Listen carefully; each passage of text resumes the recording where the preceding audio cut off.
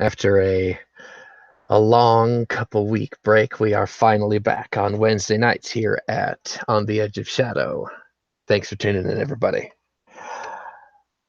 It is late summer in the loping green fields of the West. Picture in your minds a beautiful field of green grass. About, if you are 5 feet tall, the grass is about hip high on you at this time of year. Imagine yourself a warm summer breeze brushing across your exposed cheeks there. To the right and to the west, the east. Now, looking to the right, we see the Divide Mountains on our right-hand side climbing up into the north, past that gray haze of the distance. If we look to our left into the east, we see a great green river meandering its way through these loping plains. And now if we look over our left shoulder now to the south and to the west, we will see the beginnings of a shoreline. The river finally meets there, and along this shoreline, at this time in our history, about no more than about 15 to 20 kilometers per se along the shoreline is dotted colonies and villages populated by Atlanteans at this time, these high mortal foreigners of the sea. Many people in the continent find these people to be fish people, smelling of scales and seaweed, but that may just because they've just come in from a swim. We end our picturesque viewing of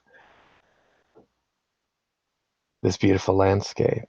We find ourselves cycles upon cycles in the future.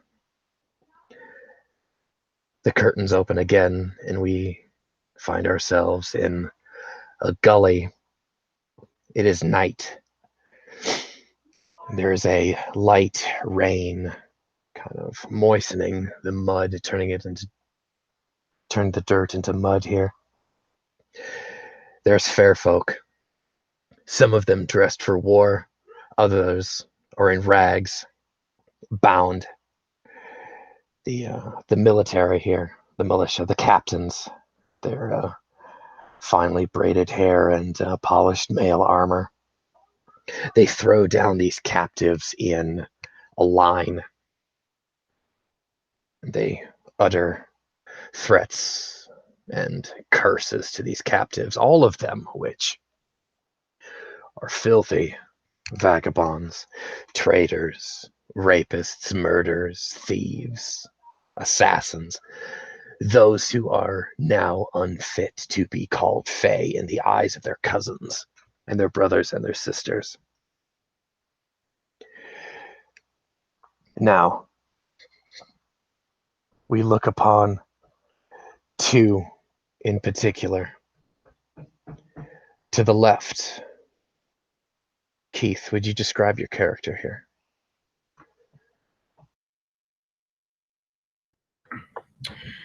Shahane is kneeling in the mud, his hands bound behind his back. His hair, black as night, falling from his face down toward the mud in front of him. His clothing is, well, barely clothing by civilized standards, made mostly of stitched together hides, deer pelts, and such. A few pieces of worked leather, but not much cloth to be seen. His horns rise up from his brows, dark, almost as dark as his hair, unlike his father's.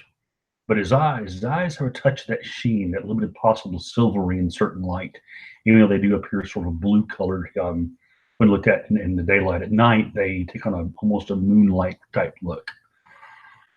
He's only about 5'3", very sparsely built, but he has the arms of an archer, and the legs of a runner. And his currently his lips has a bit of a bleed to it as he's been roughly handled this evening. To Shahane's right, his cousin, most beloved of all of his family, although you know your cousin to be the black sheep. Steve, would you describe your character for us, please? My character's name is Aluin. He's very similar to his cousin, long black hair. He has very cold, dark eyes in comparison to his nice golden complexion. He's very charming and handsome, knows how to use it. He's dressed in, he's got fine clothes on still, but some leathers on there with him, and a dark cloak that he always keeps on, and a nice bronze dagger just sitting on his hip, and always investigating the area and paying attention to what he can see. Thank you for that description.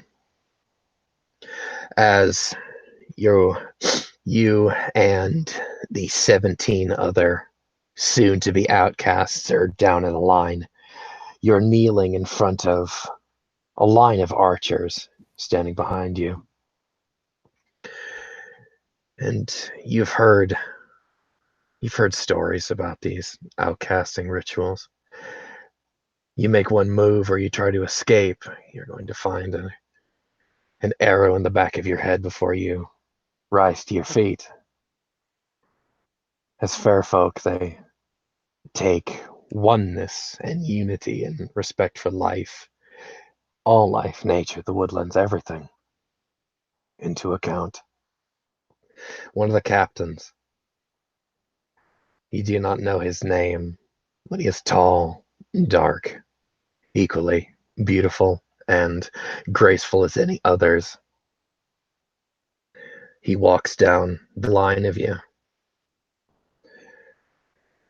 At this time, you've been harried, broken, beaten, and many of you are dirty, caked with mud in your own blood as you've been thrashed by your captors. One final outcast kneels at the end of the line. He is a retainer, a mortal retainer, not like you, but Nemercian. His hair is shaved or cut in a haphazard fashion. He's not as graceful nor well dressed as you, but this was one such individual who was taken in by your villages and called Fey friend at one time, and by your tribal laws, when one such non-Fey is taken in such a fashion, they are Fey now. They take a name, they take on the dress, they speak your language. What horrible thing did he do? You do not know. At this time, you are disarmed of all of your personal effects. Some of the other guards tear off your clothes so that you are bare-chested or down to a loincloth. The captain stops in front of Shihan and looks down. You see his boots in front of you. Do you raise your eyes to look at him? Oh yes. I slowly raise my eyes up his body and look up, looking dead in the eye, almost daring him to do something to me, or maybe even take my head. He scowls down at you. Do you know your crime, cursed creature? I know what you claim it to be. You know our laws. Stupid laws.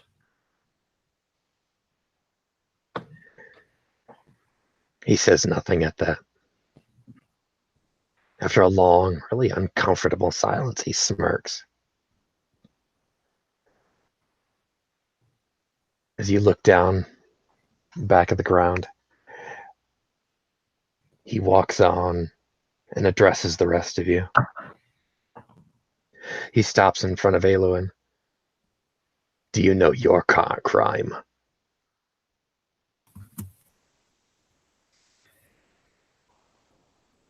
After just kind of looking at him for a little bit, Eluin would just kind of give a response of, I know what I did. And then just sit there quietly, stand there, or kneel.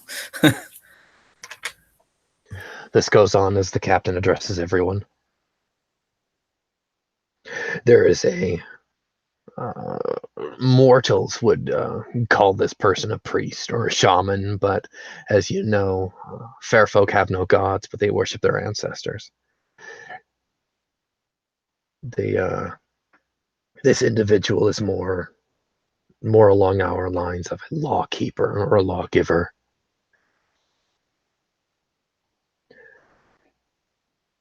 She chants a few arcane syllables, that mystery language of the universe, and then begins harvesting your horns from your head. As she reaches down, and she takes a hold of Shihan's horns. Then you catch her just for a few moments. She was about to, her lips parted as you looked up. Her lips parted as if she was about to say something, but she thought better of it. She takes a few moments and then tears them out by the roots. As two small geysers of blood shoot from your forehead, about a good foot and a half. Her dress is somewhat spattered with this blood. Actually, you know what? Keith, describe for us the pain.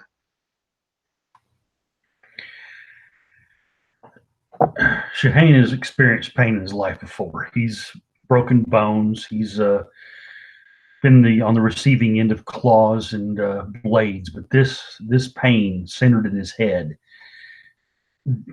it's unexplainable almost. It almost comes to a point between his eyes, as if as the horns are ripped from his skull, and the sound of the snapping echoes through his mind, and seems to be the loudest noise he's ever heard in ever.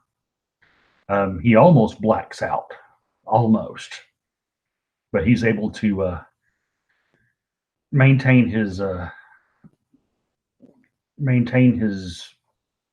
perceptions about him. But he does hear what seems like from far away someone scream. Doesn't realize it's actually him.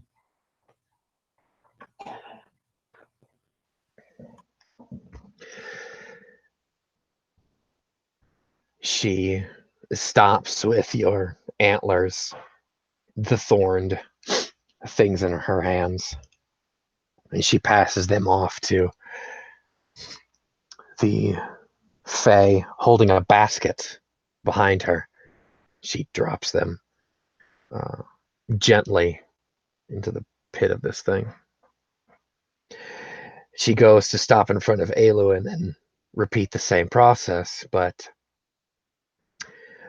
as Shihan is, you're not able to touch the the point of pain, but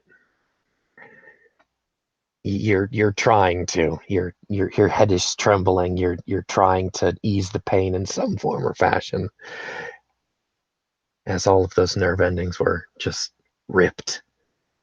Almost like a band-aid, but increase it 1,000,000 times of pain. This lawgiver, however, passes the duty on to the captain. The hard man that he is, he comes back over and he says, "No, if you do not have the stomach for this sort of thing, I will take care of them." The captain looks down at Aluin, and with one swift jerk, with his right hand, he grabs your left-handed horn, and with his boot, he places it in the center of your forehead, and with his left hand, he tears both free, almost knocking you on your ass as he's doing so. Describe for us, in this moment, what Aluin feels as he's knocked to his backside. His life was not a very tough and painful upbringing. This is not a very common thing to him. He's used to being able to either get away or talk his way out, so pain is not common to him. So it is an unbearable pain. It's probably the worst pain he'll probably feel. And to have the also the shame of the, not even it done respectfully, but to have a boot kicked into his face at the same time. If he could think of his pride at the moment, it would be in just as much pain as he is. But yeah, I would see him blacking out if not from this. Make me a conditioning test then.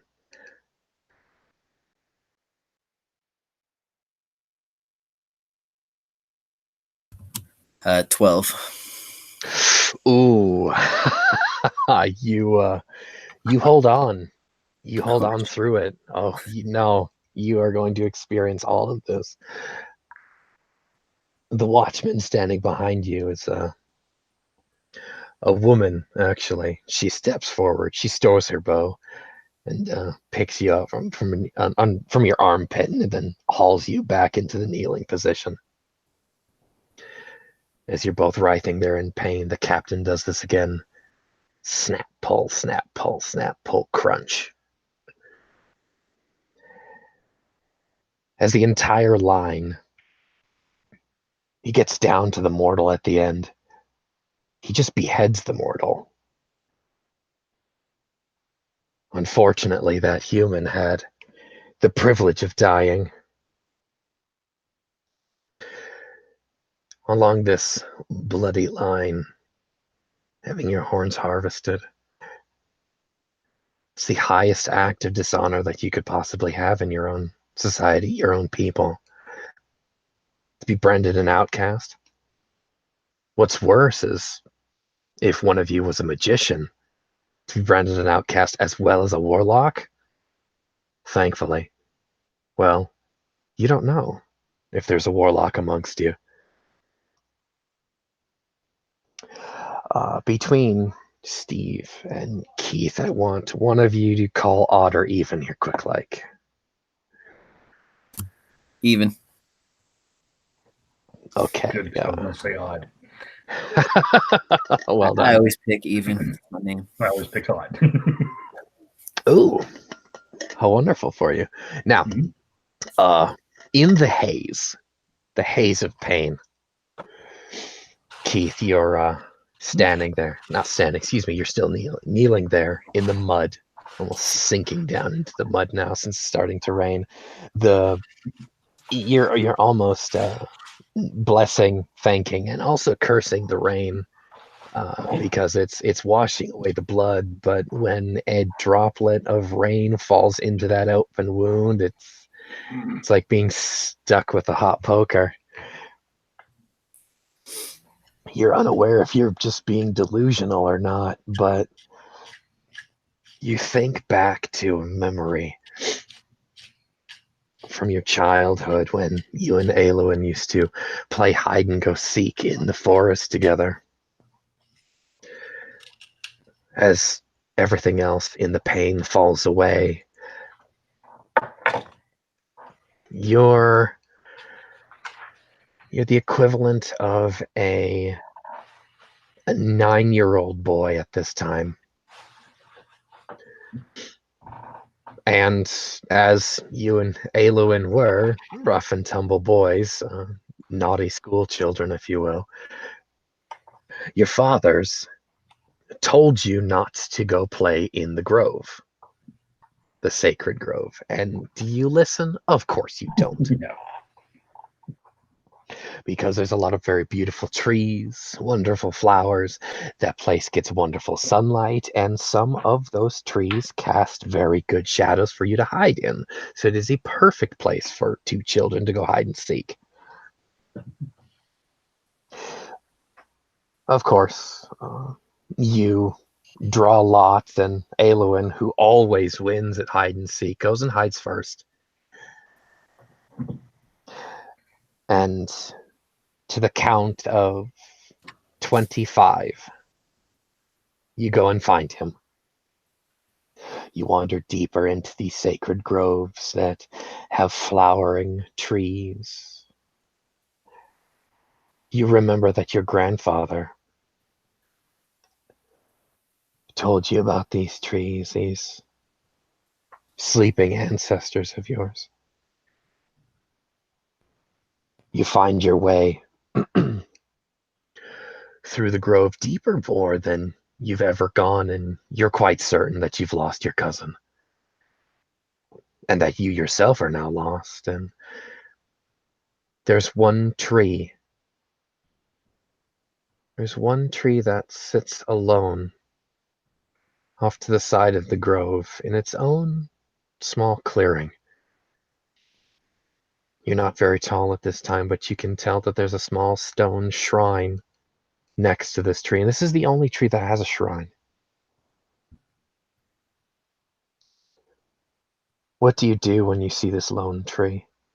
Well, I'll definitely go for the investigate and look at this shrine and try to see what's different about it, because I'm thinking to myself, bet you Alien's hiding behind this tree, or he's found some kind of hiding place in there. So he would basically look for ways up on this shrine, behind the shrine, if there's a hollow underneath it, looking all over this and around this tree. As you enter this grove, a silvery few shafts of silvery light peek through the canopy. You see this tree is a great willow tree, easily thousands of cycles old, maybe even 10,000 cycles old. You don't know. But this small shrine is, now as you get closer, it's much less a shrine than a font or a pedestal. You're tall enough to see that up on this pedestal is a bowl, and there's a cloth. Now it's withered and moldered because it's been here so long. Up top, or see, across this cloth is a sword, rusted and pitted with the countless cycles that have passed. The runes along this blade name the thing hithertone. You've heard your grandfather speak of named swords before, but only the greatest swords have names. There's an inscription into the stone that reads, "Heretofore there was only silence, but now fell song."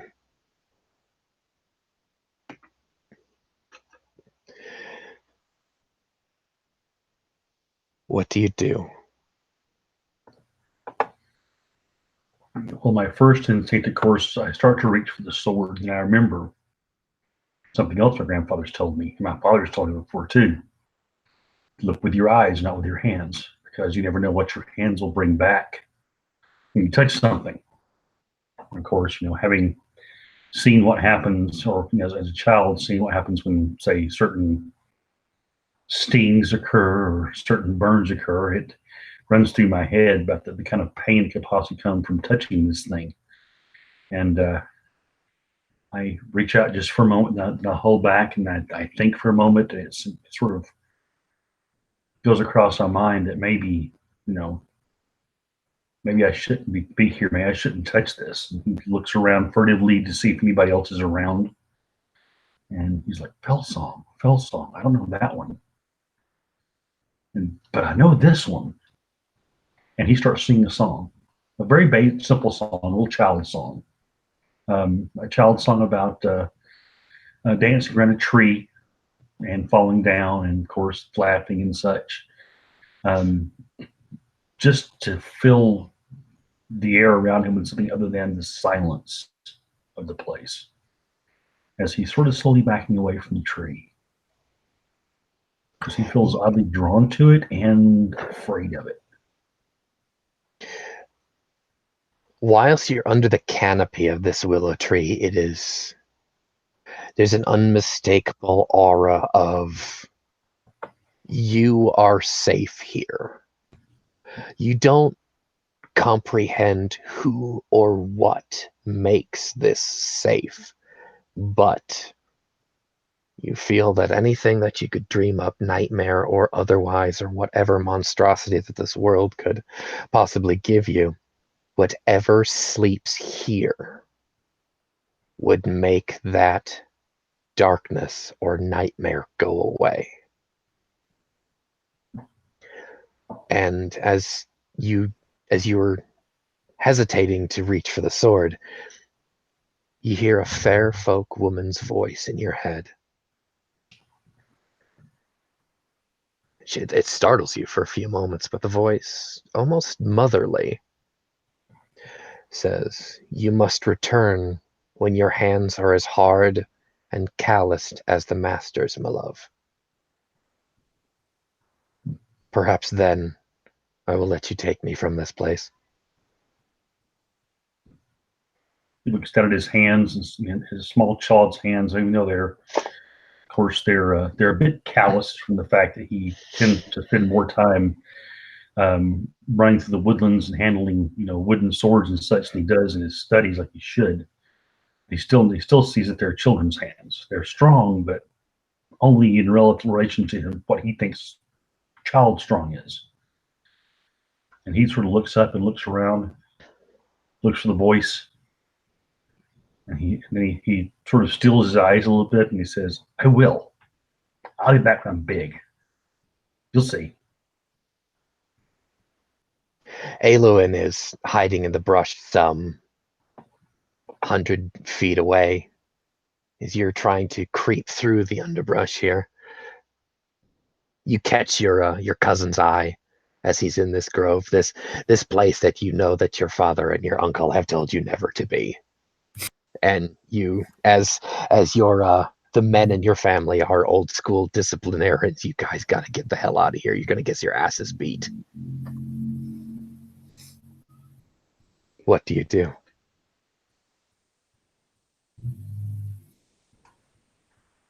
Oh, as soon as I see him, I'm running towards him, yelling, "Ha, found you!" But with the idea of leaving the area here because, hey, now I've found something that's not weird. So I'm going to latch onto that as a child would. Something more solid to latch onto. So he definitely would burst into a sprint towards his cousin. As you tackle your cousin, you are brought out of your revelry back into the pain as your bonds were actually cut. You are now adults again. 7 of you have actually bled out in the process. Aelwyn has finally collapsed from the pain. And the captain stands to Shehane's left with a practice sword woven of 3 long gold reeds that are tied at intervals, almost like a kendo shinai, if you will. And the captain pokes you where that open sore is, like right down in it. Just stab. Brings you out of your revelry. And the captain just growls down at you. Now,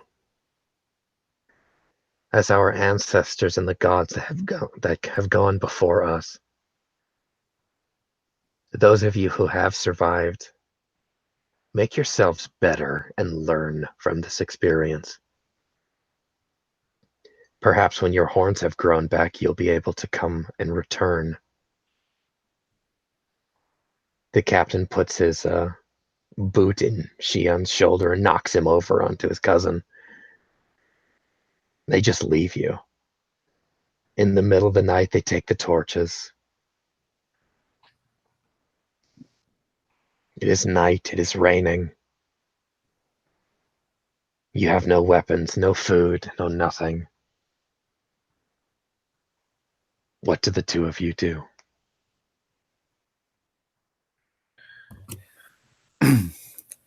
I definitely know I would turn to my cousin and be like, "What should we do? This is your area."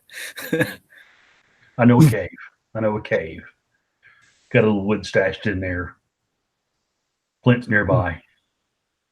We can make a fire and maybe, I don't know, snare a rabbit or something tonight. So at least it's a good time of year for possible for berries. Either way, we gotta get out of here though. I look around at the other ones who are there and struggle to my feet.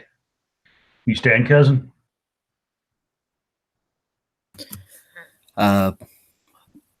Barely. I will need help.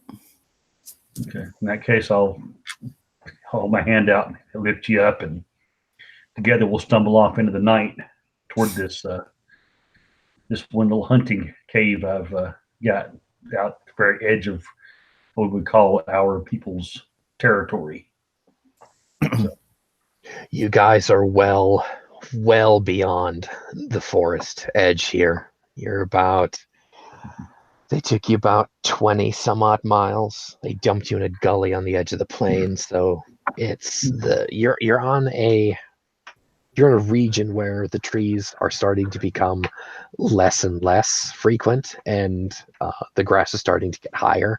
So you're kind of in that weird transitional kind of terrain where the grass is tall and it's muddy here. yeah, bad footing. We definitely need to get out of the open though, because this blood's going to attract predators. The other outcasts are scattering at this point. Mm-hmm. Okay.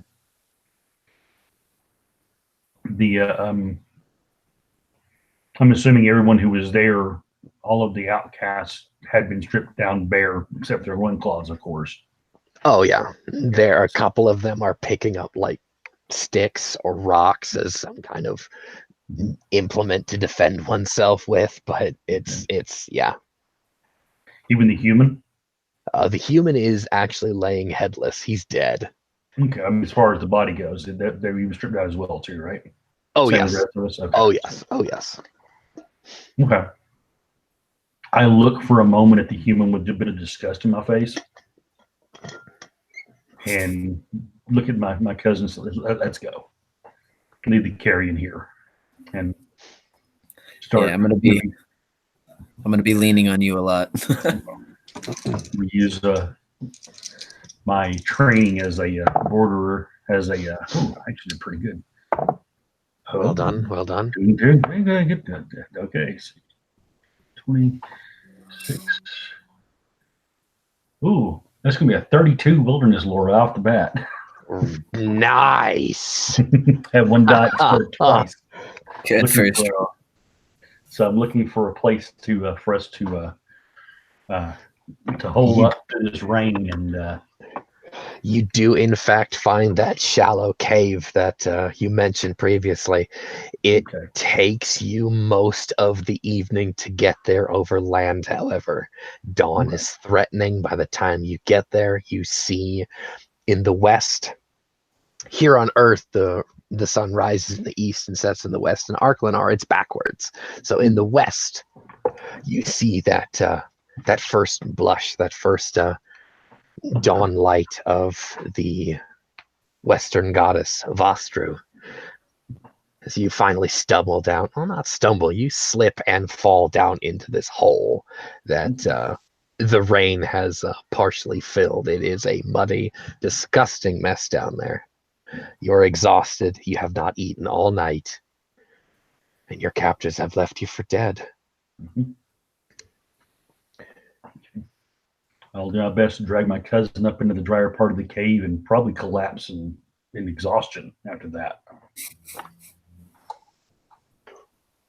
Well done.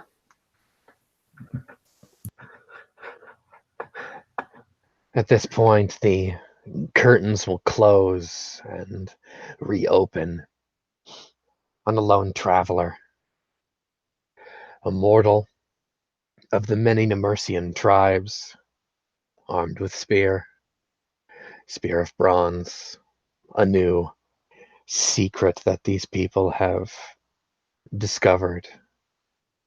Dave, would you describe your character for us, please?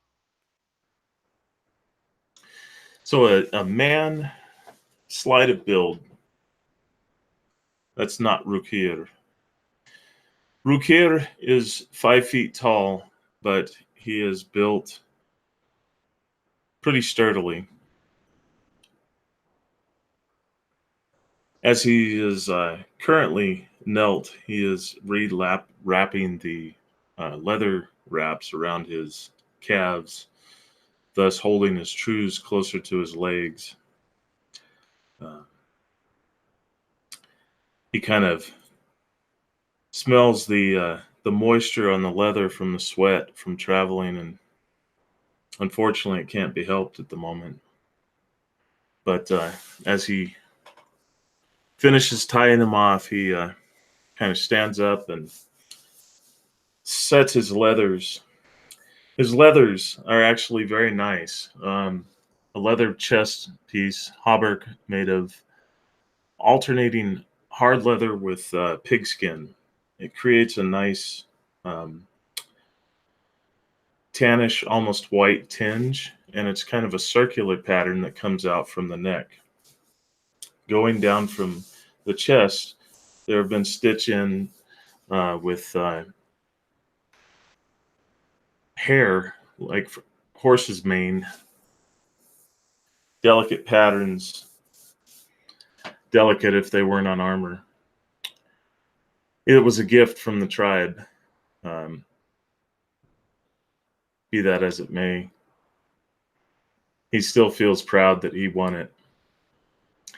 And as he hefts his spear, runs his hand down the handle, just out of habit, he takes a look around him as he listens intently again.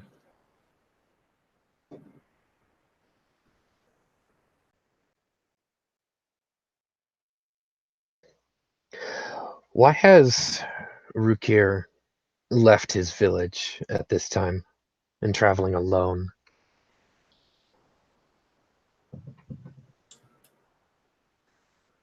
Well, are we going with the same?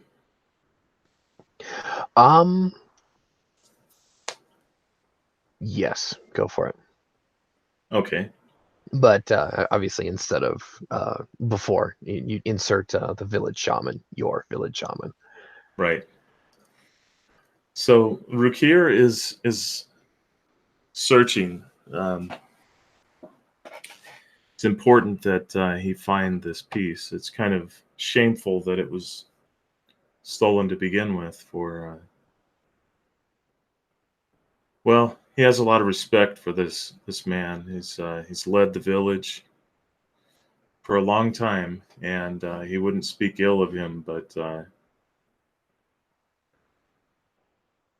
certain tablet, if you will, that describes certain rituals to be performed. It's curious how someone humped that out of the village, but they did, and Rakir is looking to return it to its rightful place. If he doesn't, the village may suffer. Well, it will suffer.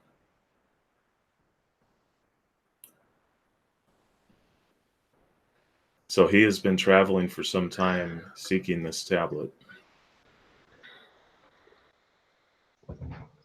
Your destination is a village on the edge of the swamp known as the Misty Wood. You have tracked any leads regarding any thieves to this village, and possibly, rumor has it, that they're hiding within the swamp. Mind you, the road stretches long before you, and that's a good 30-some miles. You stop for a few moments to take in the beautiful weather and the warmth of the sun. But time is of the essence, and you do not wish any of the women and children, as well as your friends, to suffer in your village. And you see yourself to the road again.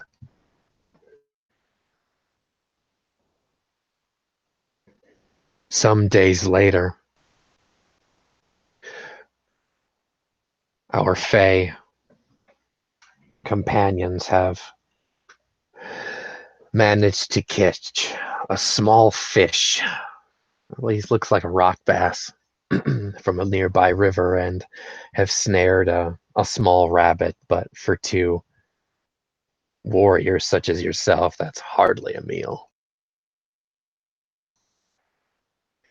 You're running low on supplies,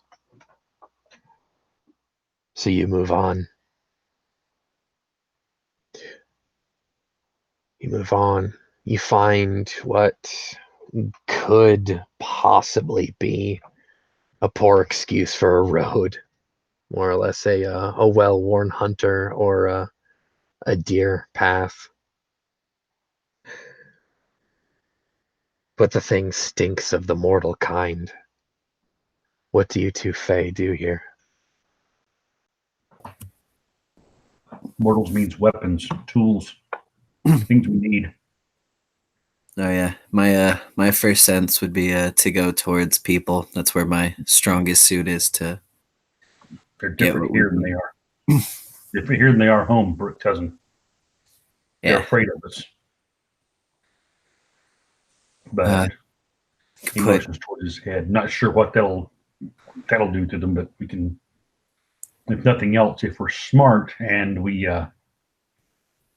keep our eyes up, we could possibly sneak in and gather things we need. I can definitely do that for you, cousin. Since you have carried me most of the way, I can aid you in that sense. I can sneak around too, cousin. I'm not completely an oaf like you thought I was when I was younger. But he looks down at the track in front of him and looks at the sign there about where feet have gone, and looks up and says, "I believe." Looks like possibly their home is this way, and he starts That would moving be down to the the path. north and to the west of you. Okay, and he starts taking that path. He says, "Just stay low and quiet." You do, however, notice that they do have canines with them. That's not good. You're not sure if the mortals have begun to breed such a hunting dog, but there are definitely wolves amongst them. Either way, whether they've tamed some wolves or if wolves are hunting in their vicinity, they're still not something we want to run afoul of. At this point, I'd say you probably don't know either or. Right. But still being in the area, keep an eye out for the wolves. I would have assumed we'd probably at least gotten rocks or possibly sticks with sharpened points at this point, basically. Yeah, you guys both have a makeshift walking stick or a spear with a pointed end. Would I have been able to have the time to fashion a very crude bow by chance? Not in the past 4 days, no. Okay, no problem. So you probably have part of one put together, but yes. Yeah, okay. So in that case, we'll be hunting with basically a very crude spear and snares, possibly. The first thing we do is we need to lay eyes on these mortals, cousin, but don't approach them yet. We want to watch them for a bit. Agreed. So we'll follow this trail quietly until we can get to a point of vantage where we actually see them or hear them in the distance, and then maybe climb a tree.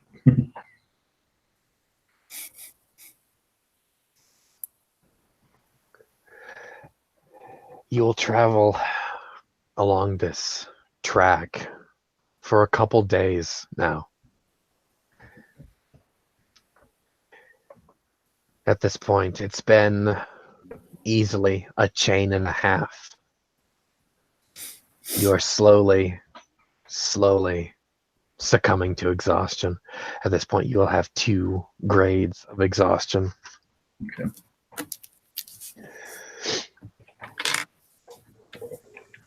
The rabbits are not enough to replenish those stores of strength, unfortunately. Now, you do find yourselves on a hillside, looking down across a small valley. On the opposite hill, you'll see what looks to be a small ruin, which more or less is a small group of boulders pushed together and then earth placed between the cracks, and then a very, very aged, what looked to have been a thatched roof, as well as a small tower twice as tall as that, 2 stories tall now. From there, you see a place where you can hole up again. A few hours later, you find yourself in the midst of this ruin. And beyond that, you look into the distance and you see the edge of the swamp there. A great,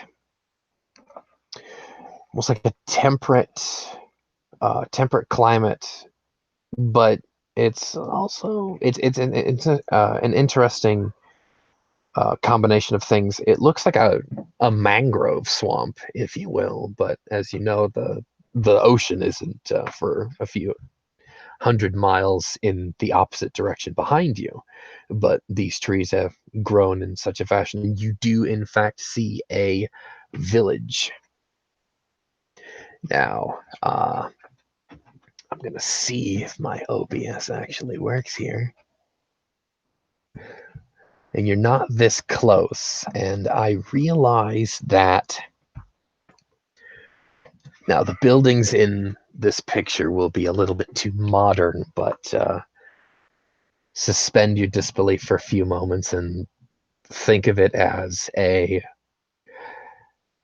group of huts, large stones pushed together to create buildings and such. And there is in fact a fence that goes all around the village on the edge of that swamp. Is the fence made more of like reeds and such, or is it more wood harvested from the trees? They are, yes, they're it's wood harvested from the trees. Okay. You do, however, see that the outer fence, if you will, that outer wall, that it's actually carved and painted in a very beautiful, intricate fashion. Clearly, these mortals are great carvers, carpenters, and artists. There are images of battle. There are images of monsters on here. I do, in fact, recognize a few trolls, eels, local fish, and such. Some of these images you can assume that are made in such a way to possibly scare predators away, almost in the same fashion that a gargoyle kind of represents, if you will. I look over at Eluin and say, that could be salvation or death.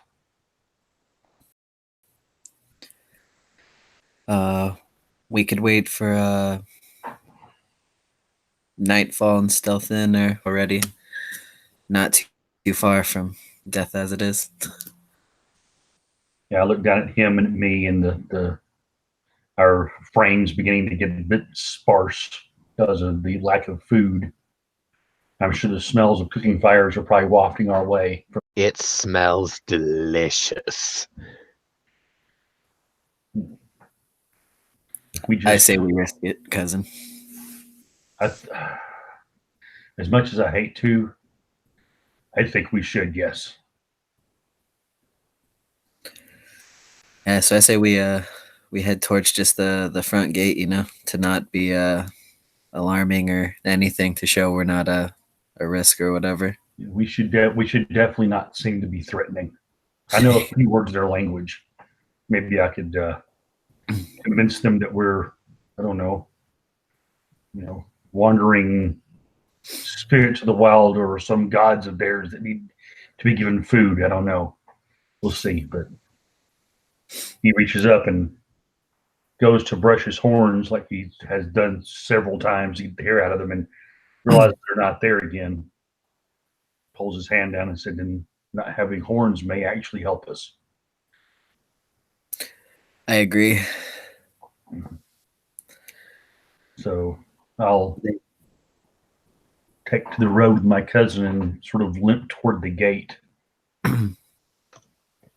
On your way there, you meet up with a handful of these villagers. It looks like they're bringing in crops from a local field. One of them is a woman who has about an armful bundle of wheat stalks over her shoulder. She is, I will describe her as she is beautifully pregnant, and she has a small child along with her.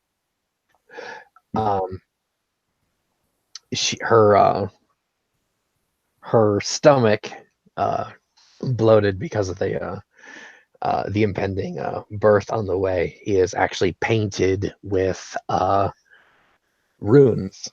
You actually recognize them as Fey runes. Some of them are runes of protection, runes that your local shamans would paint on pregnant Fey women in hopes that their baby would be protected, healthy, and strong. So this will make one or both of you cock your eyebrows at this. And this woman kind of smiles at you, but sees the blood caked in your hair, and then she kind of furrows her brow, and then she doesn't say anything, just but looks at you. I'll call out help in the dialect and the mercy that I know. I'll say, demons in the forest, they maimed us. Some distance behind you, you will see Dave's character. Dave. This scene opens up before you. as a couple of these villagers are kind of walking around and by the group of you as the front gate of this fence is open. What does Rukir do at this time? So it looks like the this Outlander is speaking to. Is it visible enough without the horns for us to? Do they look outlandish to me? They're not. They have not made any way of actually any. Well, let me rephrase that. They have not said they've been covering up their horns or their ears. Let's put it that way. So yes, they look like Outlanders. Okay, and the lady looks like she's shrinking away from them. No, she's not shrinking away at all. She's Okay. just looking at them confused. Ah, okay. So I'm going to walk a little closer, and as I'm doing so, I allow my chest to kind of rise a little bit, and the sleeveless arms of my tunic, you can see the cords of muscle. I've done it 1,000 times before in front of ladies, but I'm not trying to impress this one in particular, just trying to look more intimidating. And I ask her, "Are you okay? You look perplexed."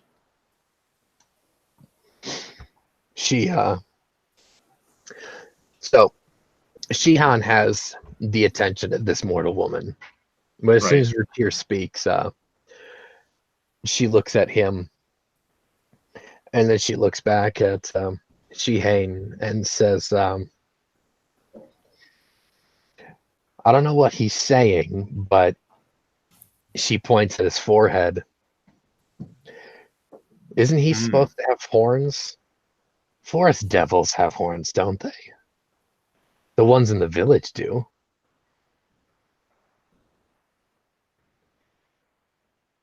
That does look like that looks like the roots. So he kind of sits there and he considers for a moment and considers the words that the shaman always told him as he kept trying to teach him the different tongues. You will need this.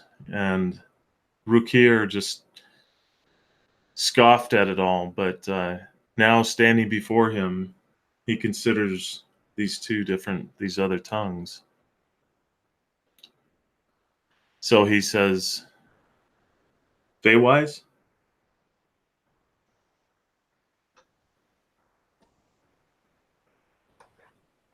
Yes, yes. A life raft in the water. Yes, yes, we speak Feywise. We need help. Please. You were look like you. You look like you've been through it. We Are were you attacked. criminals? No, we were attacked in the forest. We were just poor hunters, and the well, they took our horns. At That's a this point, deception roll. Yes. What's Yeah, I that? should have been the one saying it. That's based off cunning, right, or spirit? Oh my Except god. cunning. Yeah, it's Cunning. cunning. There you go. Yeah. Well, hey.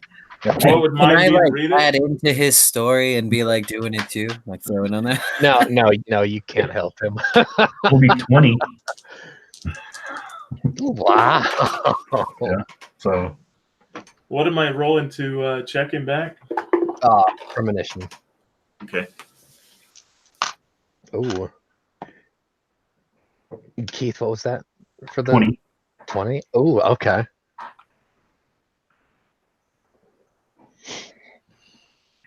That's based off cunning, right?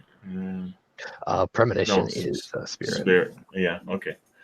All right. I got a 21. So, Oh, and I kind of lean over to the lady as I exchange the spear from one hand to the left, and I kind of it kind of goes out a little bit towards them as the blade, and I just touch the lady and I say, "I'll take this from here. Have a good afternoon." She just she shoots a look at you, kind of. She gives you the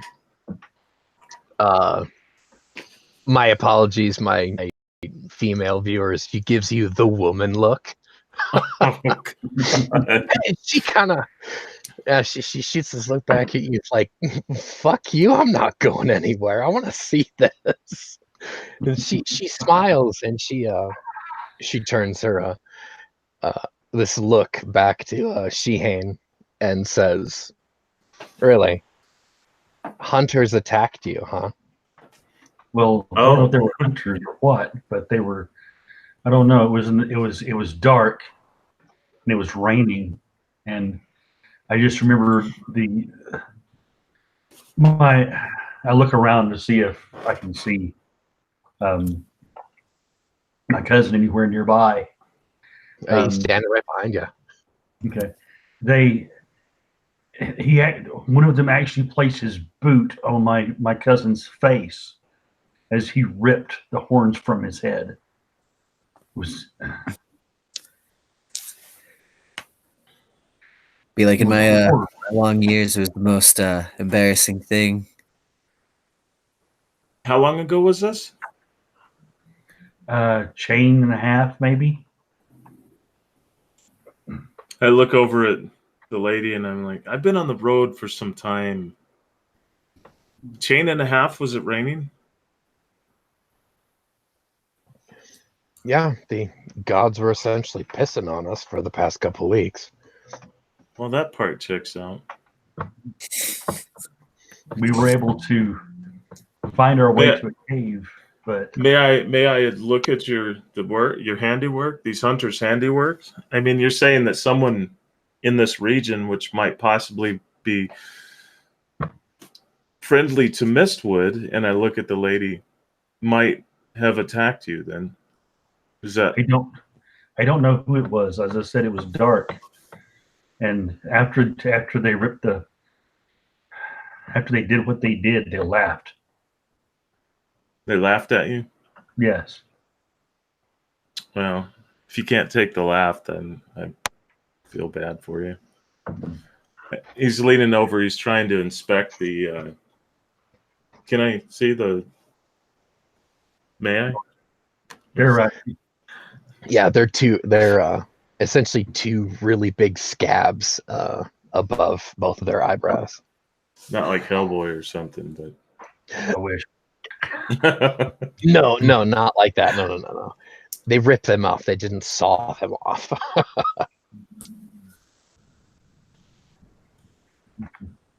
Well, he's definitely looking sort of rough. He looks at the lady and he says, "Please, we're just poor wanderers trying to play upon her motherly side.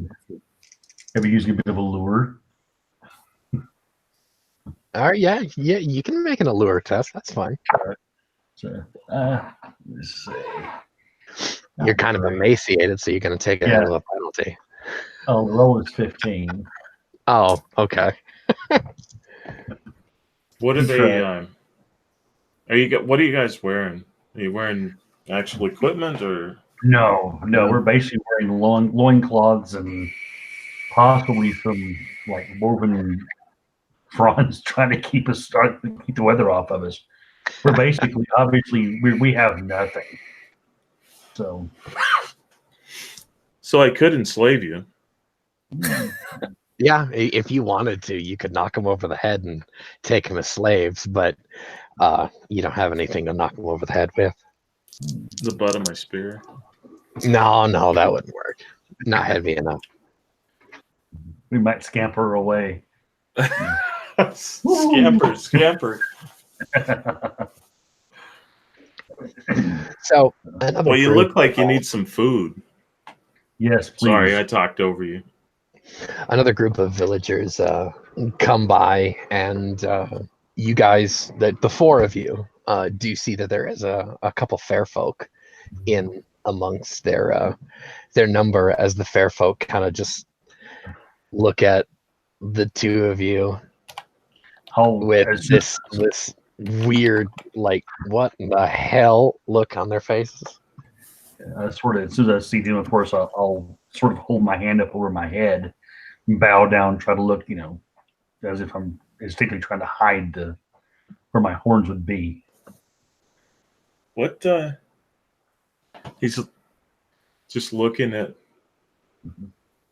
What are you hiding? My shame. Oh. Well, I would think that under the circumstances, you could just describe what happened, and you know, Still, you were accosted, right? By you said they were thugs on the road. well, they unfairly ripped the horns from our heads. And with the lightning, or there was no light. How did they find you? They had us bound. How did they catch you, though? Well, for me, they rounded me up as if I were an animal. I tried to hold them off. I tried to keep them away. I fall to the ground. I'm a 10-year-old. Okay, that one's a little better. That one's not a little better. That one's a 12. But like the pain. I grabbed my head. The woman standing with you calls one of the fair folk over, and she kind of relays this information to her, and then this fair folk woman looks over at you two, and then she just cocks an eyebrow and she goes, no, that happens sometimes when they break the laws. Really? So the woman turns around and says, you are criminals then? I'm just looking at it.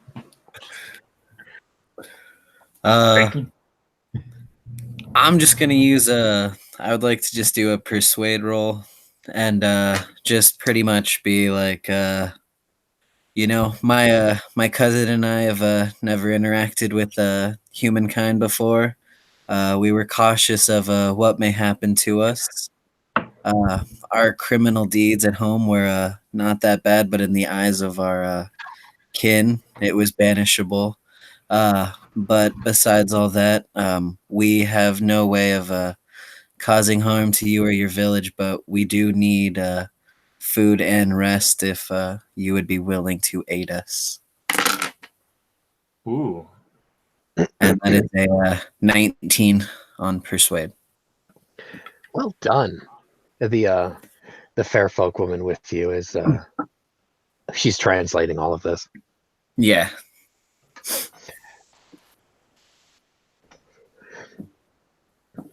And so the mortal woman standing there with the wheat over her shoulder goes, huh. Well, you're gonna have to take that up with the chiefess. I just live here, so I don't have an authority to let outsiders within the fence, especially with the trolls being about. There is that.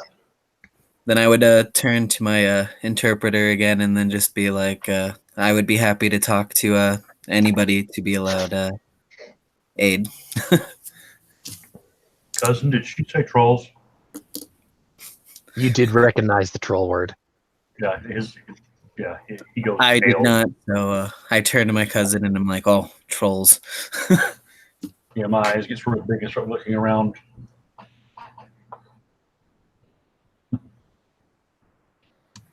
Yeah, Rukir is still standing there with his spear between them. I mean, ready that all he has to do is pop the butt of it into his right hand and basically just flay someone. But he realizes that they do look pretty weak, and but first off, this isn't his village, so it's not his place to go and speak for them, and he just met them, so he's just going to kind of let it play as it is. He knows they're full of shit, but we'll see what actually comes out in the wash. But he's interested to see what happens. So what's the process usually? I mean, I guess we go approach the guards, and then, because I have to speak to the chieftress as well, right? Because I'm not from this village. So I'm going to have to ask for entrance. Yeah, the three of you are going to have to speak to her all at once. Okay. But these villagers do escort you to the gate, and some of the warriors of this village, they don't accost you, but they do eye you suspiciously. Word is sent to the chiefess and her champion, as well as their local law speaker, if you will.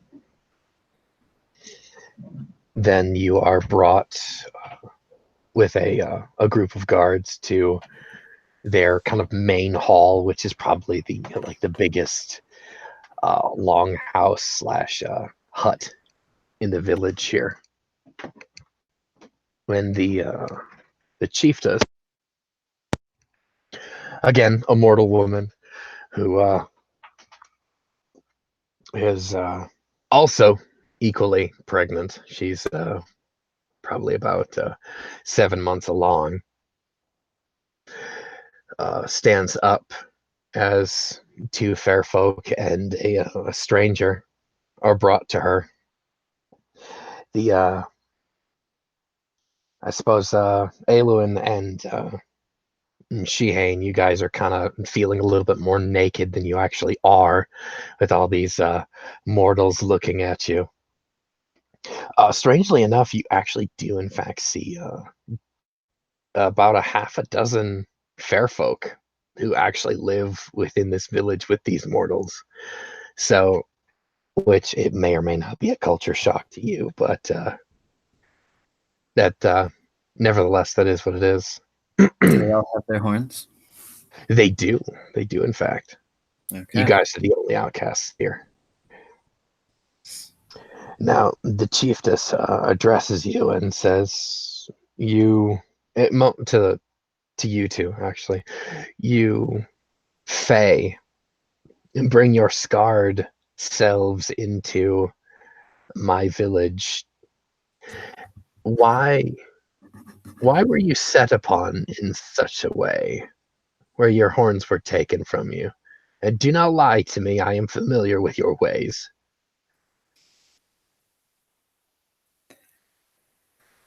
I will be honest on my account and just be say that I went into a place that was gravely forbidden of my people, and for that was enough to get me banished. And I will try oh no.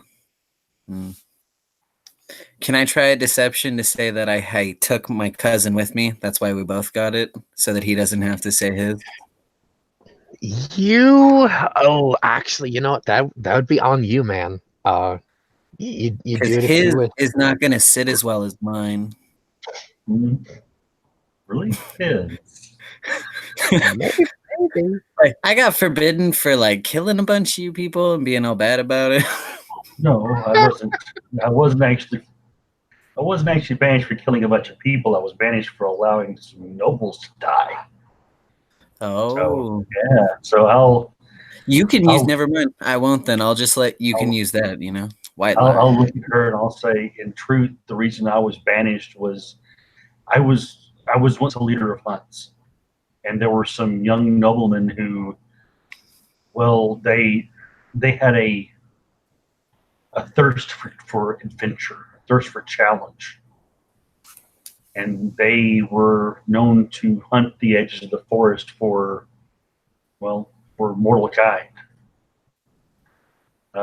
They had me find them. Scowls at you at this. I don't understand anything. we came upon a village, and the men of the village were out in the fields, out in the forests, hunting, gathering crops, and these young noblemen chose to charge into the village and begin laying about with lustful abandon. I could not stomach this. I went and found the men of the village and alerted them what these nobles were doing and led them back. Now, there were some of the men who disliked what I had done and tried to slay me, and I did in turn have to slay them. But I was banished for allowing these nobles that I had guided to die.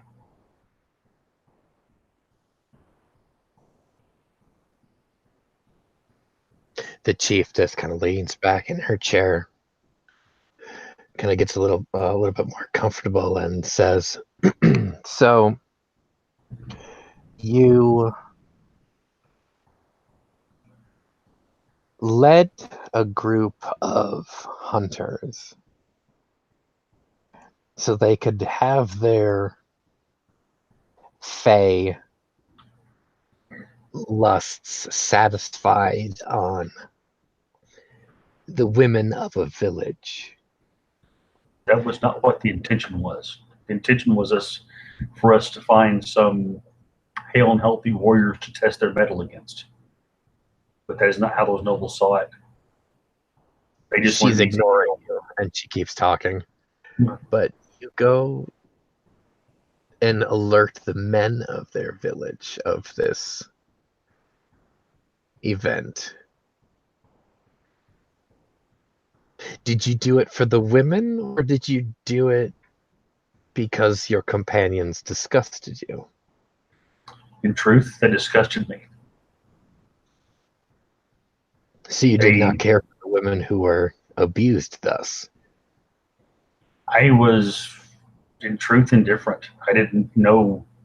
I've never truly known what it's like to be a mortal. But I did not see the honor in slaying women and children. I could see the honor in testing one's mettle against a true warrior, but not against those who could not defend themselves adequately. Well, we have several warrior women amongst our tribe, if you'd like to test your mettle against them, she says tauntingly. I look down at myself in my current state, and I say, in my current state, it would be as if I were the women and children of that village, and they were the nobles.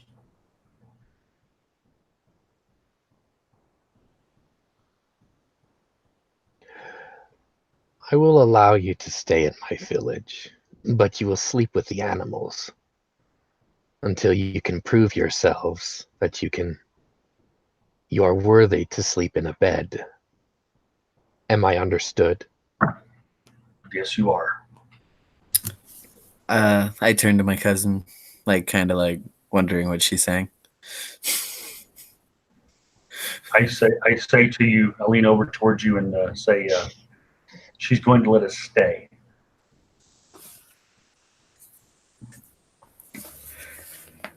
Barn. I love that pause there, Keith. It's obvious to my cousin he is struggling with this whole concept of having to actually ask for assistance from mortals of all things. Oh, what goes around comes around, brother. But my brain is definitely from going from the high class life that I was used to all the pain in a cave, and now being offered at least a place inside a safe place. Definitely feeling extremely comfortable on that sense, and yeah, probably going off of that nice smelling food too. Even though all these talks, brain not all there. You can hear your stomach more than the thoughts in your head as it's coming down to. I do say thank you very much. And I say we are not without skill though. We do have we do have some skills that may be of use to you, or at least may please you. She kind of shoots a look over at Rukir. Not a like she's facing you or anything, but out of the corner of her eye, looks over at you and looks back at the emaciated Fae. Now, what kind of skills do you possess? He clears his throat and he begins singing an old song. I'll make a roll for it here. Ooh, Let's see. let's hope she likes your singing. 17 on my song. Ooh, And okay, all right. it's one of the old Fae songs, and of course it's in Fae-wise, but he's able to belt out about a verse or so before his voice cracks because of me, and he coughs. He says, I can sing much better once I have had a bit of water, milady. I have minstrels to sing for me. Some of them are, in fact, your kin. But what other things do you possess? As well as she kind of gestures to Eluin sitting next to you.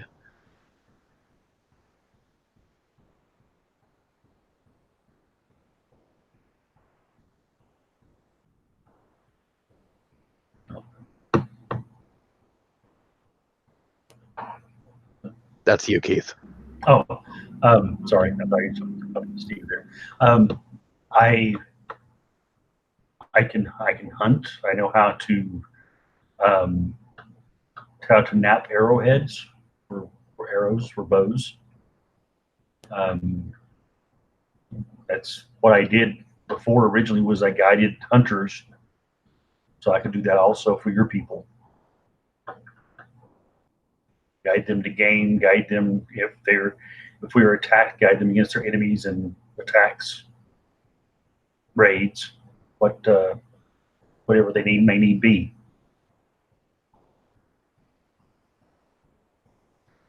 I see. And your kin here? He does not speak any of your language, but he is he has certain skills that would allow him to be an assistant to a guide, if you will. He can hunt as well. He does not speak your language, though. Are you able to form words in his ear so that he can understand us then? I can do so, yes. Good.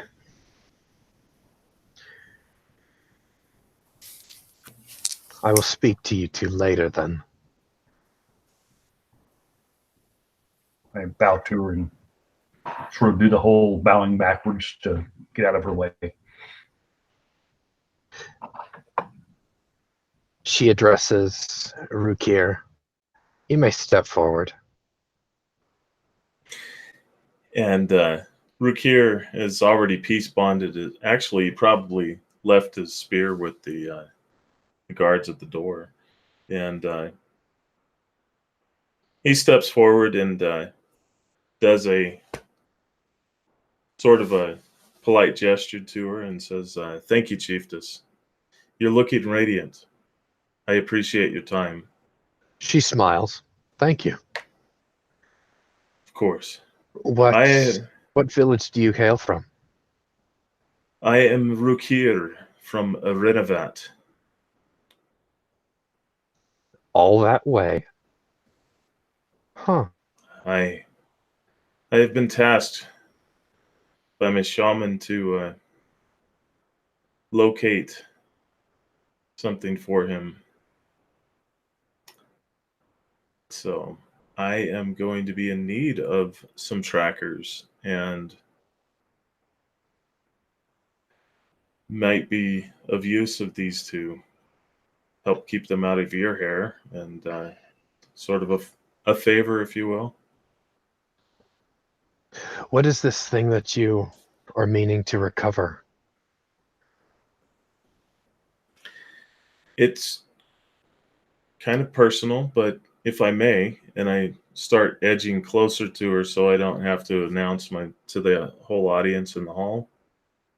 Well, you're not there's not a whole lot of people here. You guys Oh, are indoors and you're probably about 10 feet away from her anyway. okay. So So I move forward a little bit, acting like it's a more intimate concern, and I say, my my good friend Besbril, which he, well, we had something taken from our village. It's extremely important to us, as this inscription, this tablet, contains the prayers necessary for to appease the gods of the crops.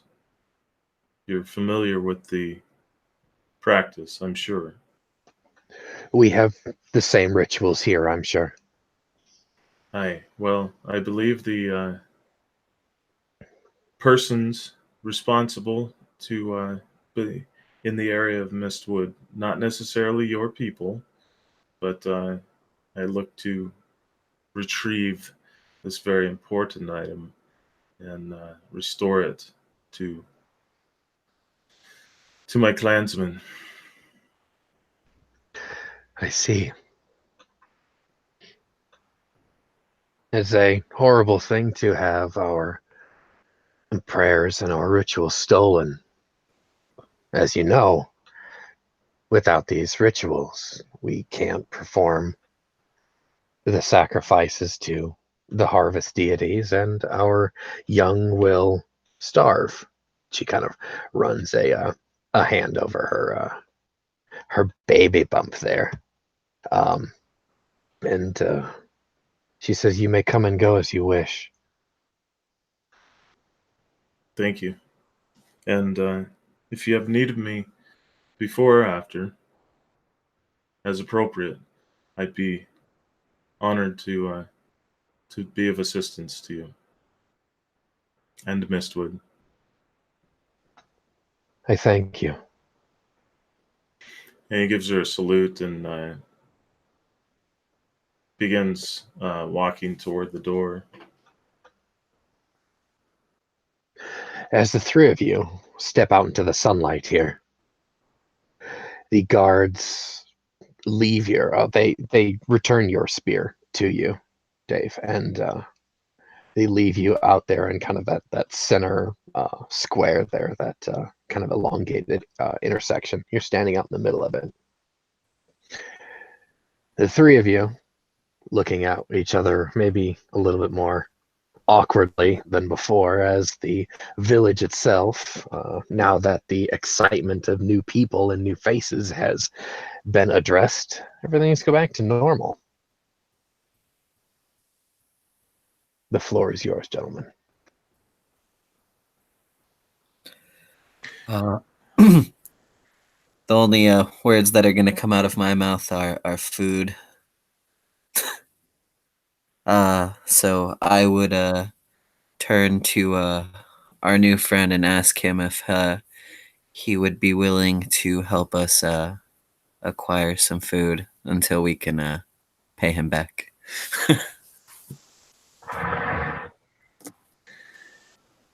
Under the circumstances, weary from the road, he still does have some hard tack, though, some jerky. And he looks at you two and he says, "I'm currently your benefactor. Don't make me use this on you." And there will be no hunting of settlements, the women and children. Oh no, that is not something I would wish to do ever. Is that But I something? agree with your sentiment of with a fair fight against a warrior. Yes. And he produces a good chunk of meat for Shehane, and and then also for Halloween. Very, very pretty names. Yes. At least pretty by our culture standards. Well, mine. The word itself is an ancient word, means one who steps softly, one who makes no noise. But among my fellows, I was once known as the Red Blade. So Murderer. no, Oh, one who can find prey. because you two need to get dressed. What are you? What? We're wearing basically ragged loincloths. Yeah, I know. I'm looking at Halloween, and I'm like, what are you? So, what exactly do you do? Just out of character, are you a comedy sidekick? I'm just kidding. No, I would talk to you if you asked me that in character. I would Yeah. I'd be like I was of noble standards and didn't do too much, but in skills I would say I would be proficient in scouting of skills that I have. I sort of laugh and I say he's good at scouting out young ladies' virtues. Wow. And I sort of give him a sort of a chuck on the shoulder as my cousin, and smile at him a bit as I bite into this hardtack and start eating it very, very, very vigorously. So, And Rukir doesn't know how to respond. He is vast. He's going from, okay, this guy just told me that he led his people to kill women and children, and then now he's joking about his cousin taking woman's virtue. So it's that whole cultural thing. He yes. doesn't understand the joking of it all. He's like, that's horrifying. Yeah, I can see that.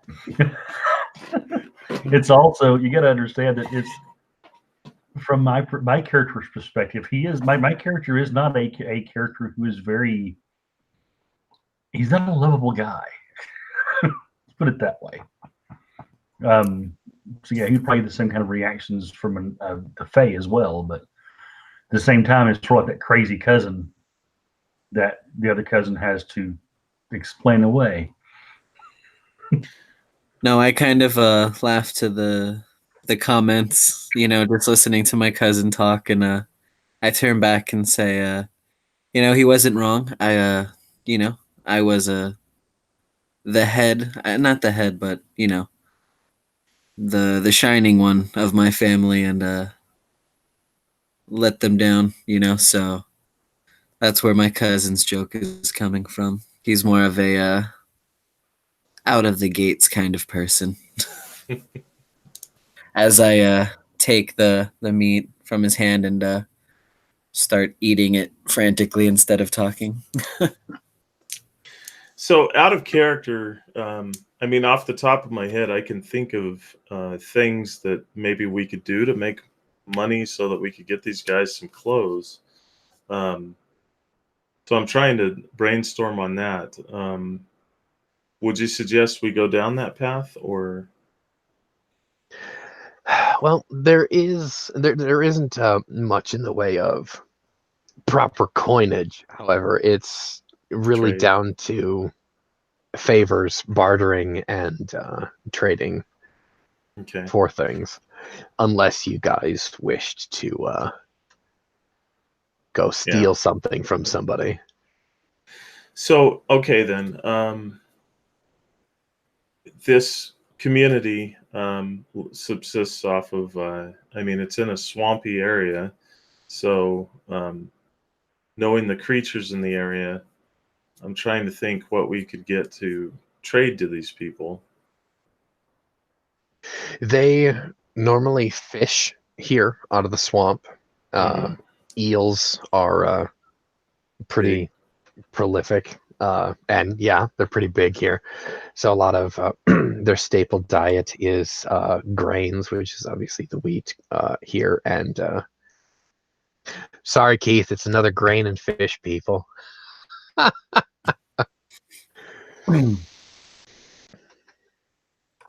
Not for long. No, right? I'm gonna turn to my cousin and mention that the head of the village did want to speak to us about something. And then I say I feel comfortable that maybe we can acquire clothing and other resources that we need by owing her a favor, because I imagine she has good leeway of the shops and other stuff in town. Once again, when it comes to dealing with people here, I'll let you lead the way. I don't know much about culture and whatnot. Might as well ask, yeah. Yeah. So I'll turn to Rook here and be like, I think I have a faster way. My cousin and I will go see the village leader again, and I will see if I can acquire us some materials so we can figure out what to do from there. Okay. And as I follow him, I turn to you over there and I say, "Yes, you're a fine mercy." And I pat you on the shoulder a couple of times. Fine mercy as I eat the food. I said, "I will pay you back." Before we head to the elder, is there like, can we like go find our barn and take, like pass out or something for a while?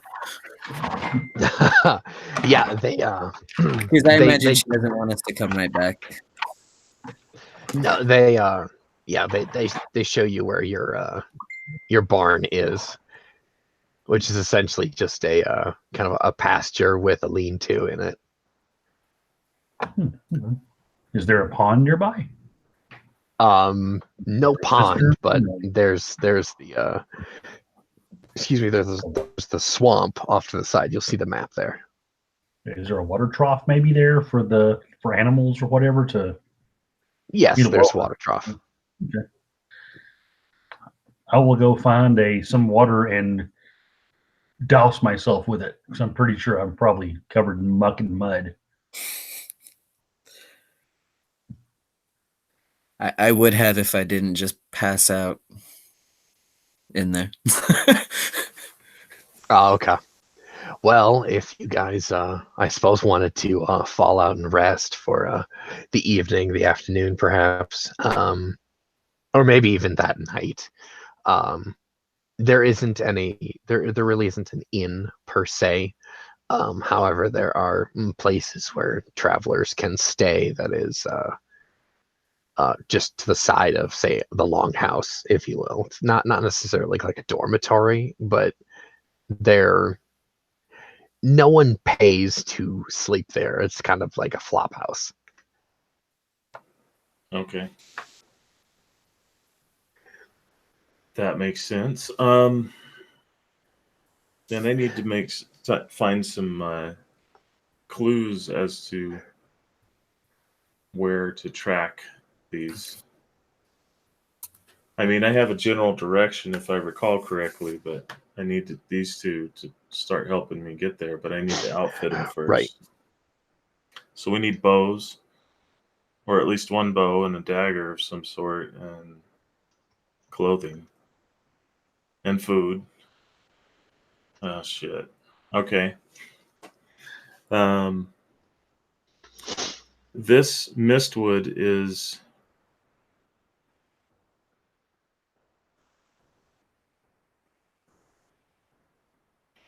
there's other smaller probably settlements in the area.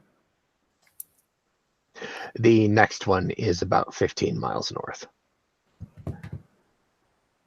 Hmm.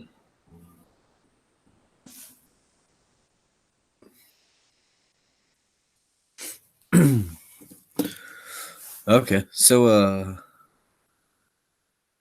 on next day, I'd say I know Sheehan and I are gonna go back and see the village elder. I guess I would ask Rukir if he'd want to go as well. Or she'd probably summon us, actually. You could probably show up before she summoned you if you wanted to be punctual about it. Yeah, I kind of don't want to be naked anymore. I'm used to being, well clothed. I'm used to working with whatever I have, so Yeah, my cousin's used to it. I'm not. I probably Yeah, I would imagine. I would imagine But- I accompany them and hear what is being said, but unless she addresses me, I'm not going to get involved in it yet. I normally would have stolen to get what I needed, but it really wouldn't work out if I just showed back up wearing all this stuff,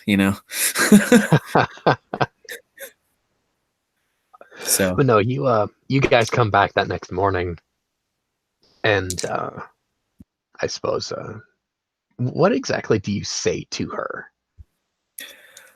well, pretty much what I would tell my cousin to say, and hope that he actually says it word for word, knowing him.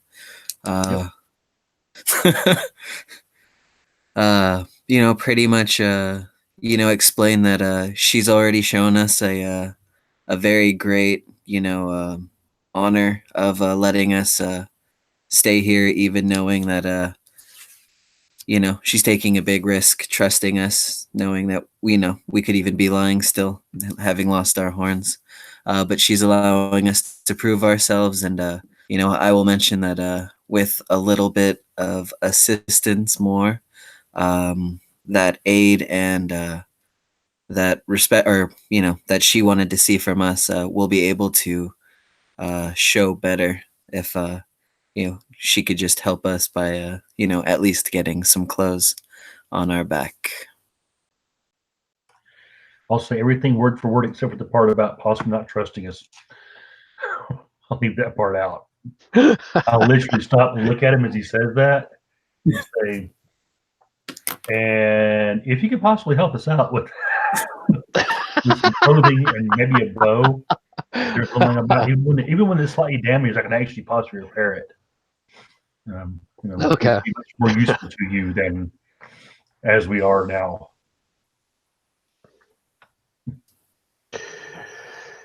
She takes a few moments to respond, but she relents and does in fact give you a change of clothes. She gives you a primitive wooden bow. It's garbage compared to what you'd be used to, and you're allowed a stone dagger as well. Pass the dagger over to my cousin, and I'll say, I'll tend to this, get it in good order, and put together some arrows for us, and possibly the next day or so, I'll bring you some kind of prize in the forest as a hunt, in trade, something like a boar or deer or something of that nature. Bring me a worthy prize. I will. She dismisses you, but you're given a few moments to absolutely put your clothes on, of course, and then Yes. chuck your filthy muck out into the street. Now, All right. Yeah, because he's probably still hasn't washed yet. no. Hey, man, there's a swamp nearby. Go for a dip. That's true. Yeah, that's probably what I'll do once I get back to our little lean-to. I'll shut my clothes off completely and go for a swim. So then get out and pull the leeches off. Yes, because leeches really, really like Fey blood for some odd reason. You're going to be No. there for a while. They're probably used to it. So popping them off and look at my cousin and says, so now that you have a dagger and I have a bow, we have the beginnings of a start of something that we can be useful to that other human.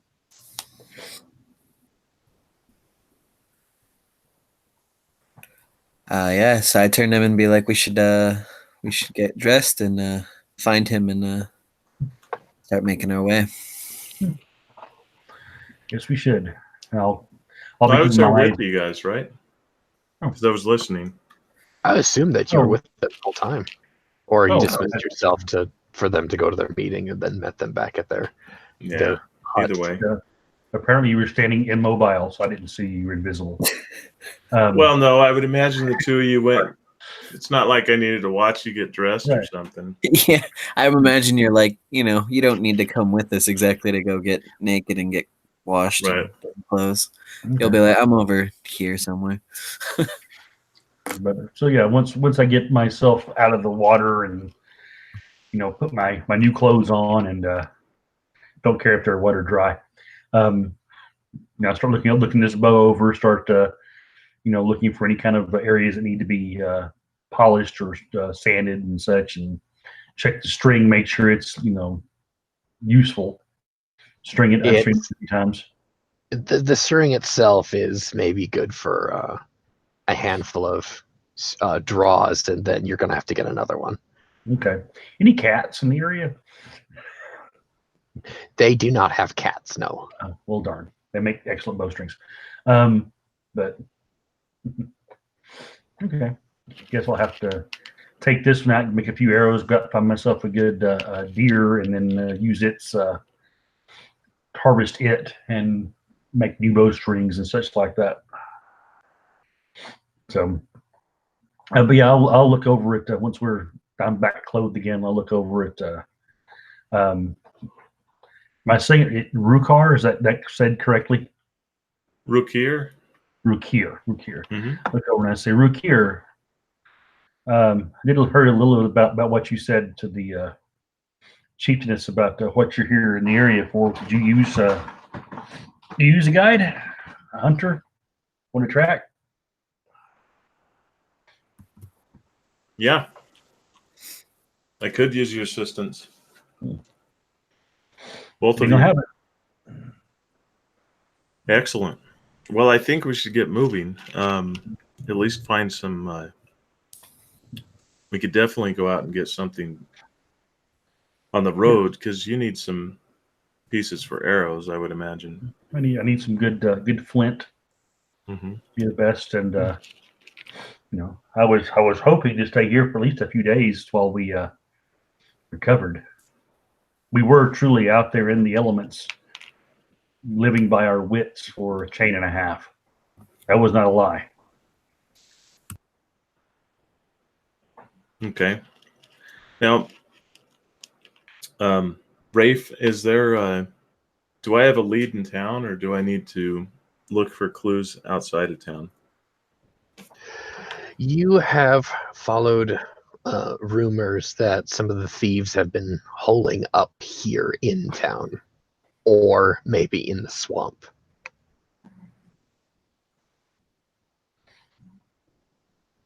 That's all you know currently. And do I know what they look like, or? No, absolutely not. My guy would know from the story that he's looking for thieves, yes? That's correct. Okay, then I will turn to him and say, you can go help my cousin with his trophy for the village leader.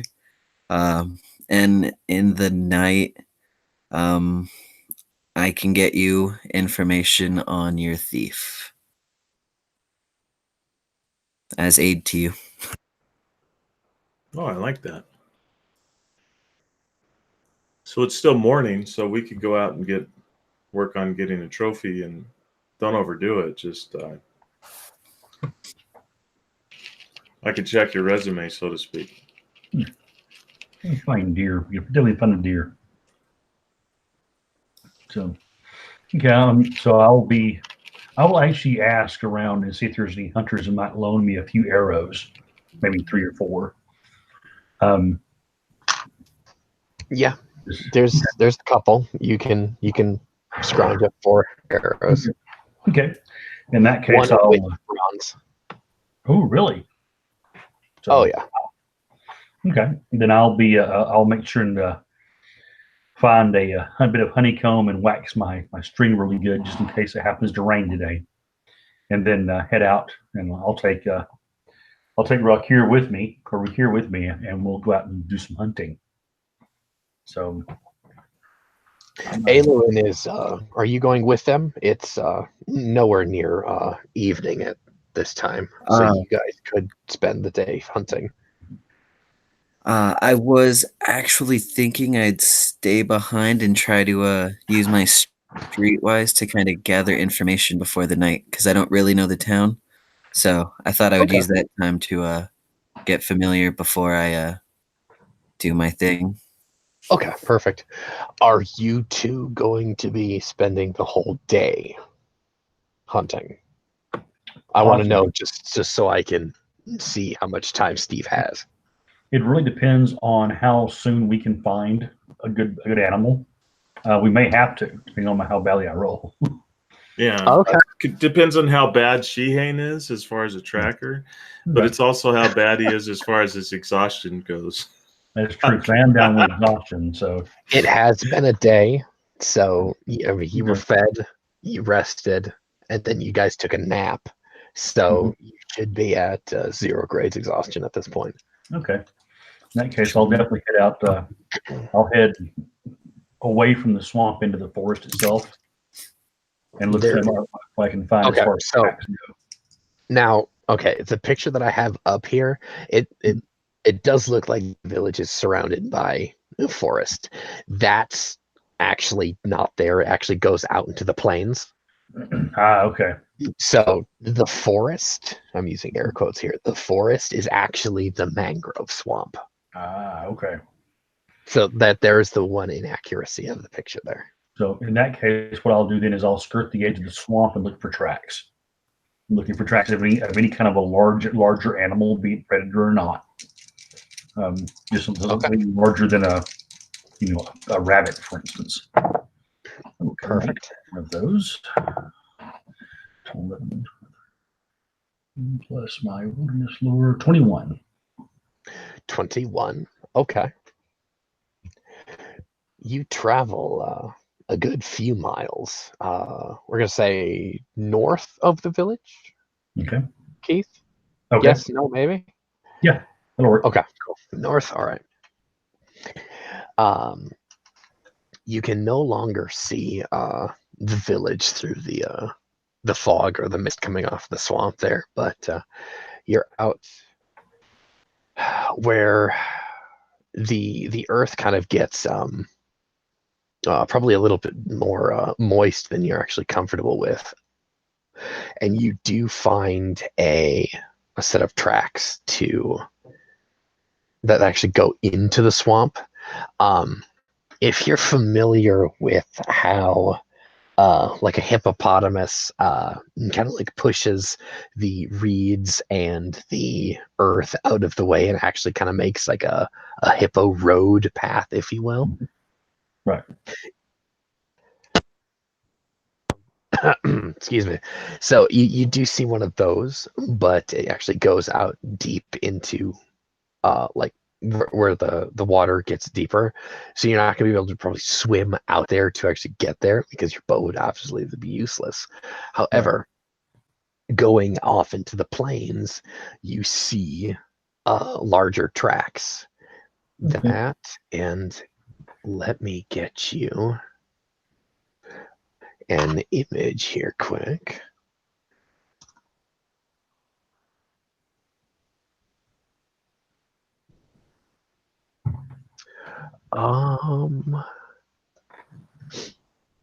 Okay, here we go.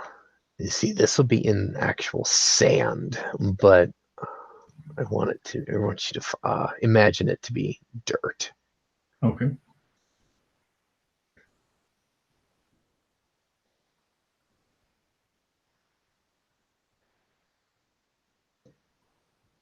Okay. As I screen share this with you.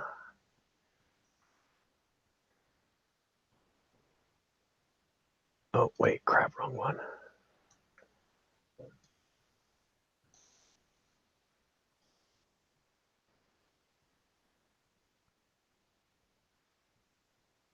You see that Ah, okay. in the mud. Interesting. Oh, yeah. Let me do a roll to see if I have ever actually encountered anything like that before. I did get an 8. You're rolling on fire tonight. Well done. That's a 24 total for that one. Yeah. The other D8 got an 8 that time. So yeah, 24 Nice. Floor. Perfect. That is the track of a woolly rhinoceros. Ooh. Is it something I can handle with my bow? Probably not, huh? Probably not. Okay. Dave, however, Rook here has wild lore, right? Yeah. Oh, yeah. Roll it for me.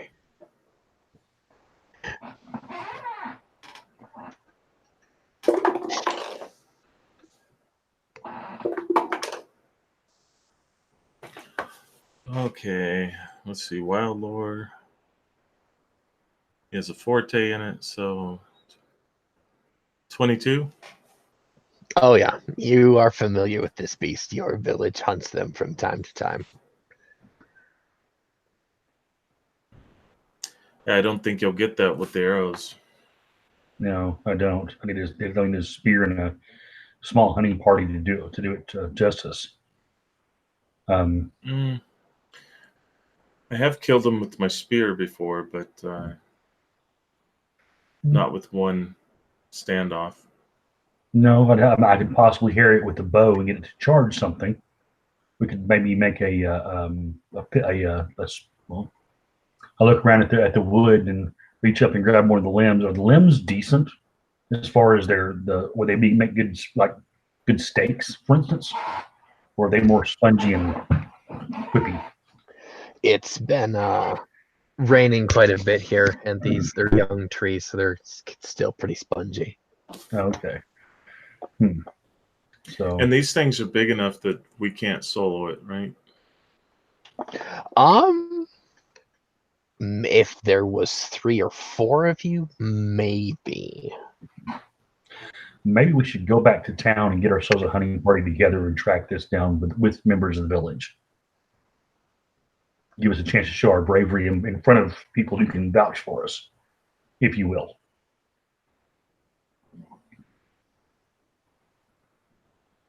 Could be worth a shot.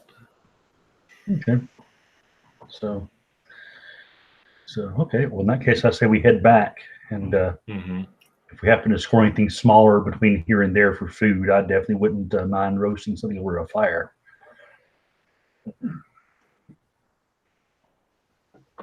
Okay. So, how far out were we? And would it take long to get back? We're just a couple hours out, or?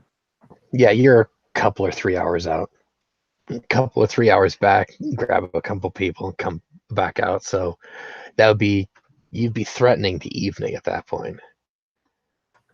So maybe better to go back, discuss it, organize the hunt for next morning. Yeah. Probably early morning. Mm-hmm.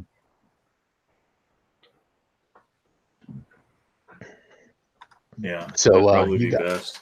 You guys want to turn around? Yes.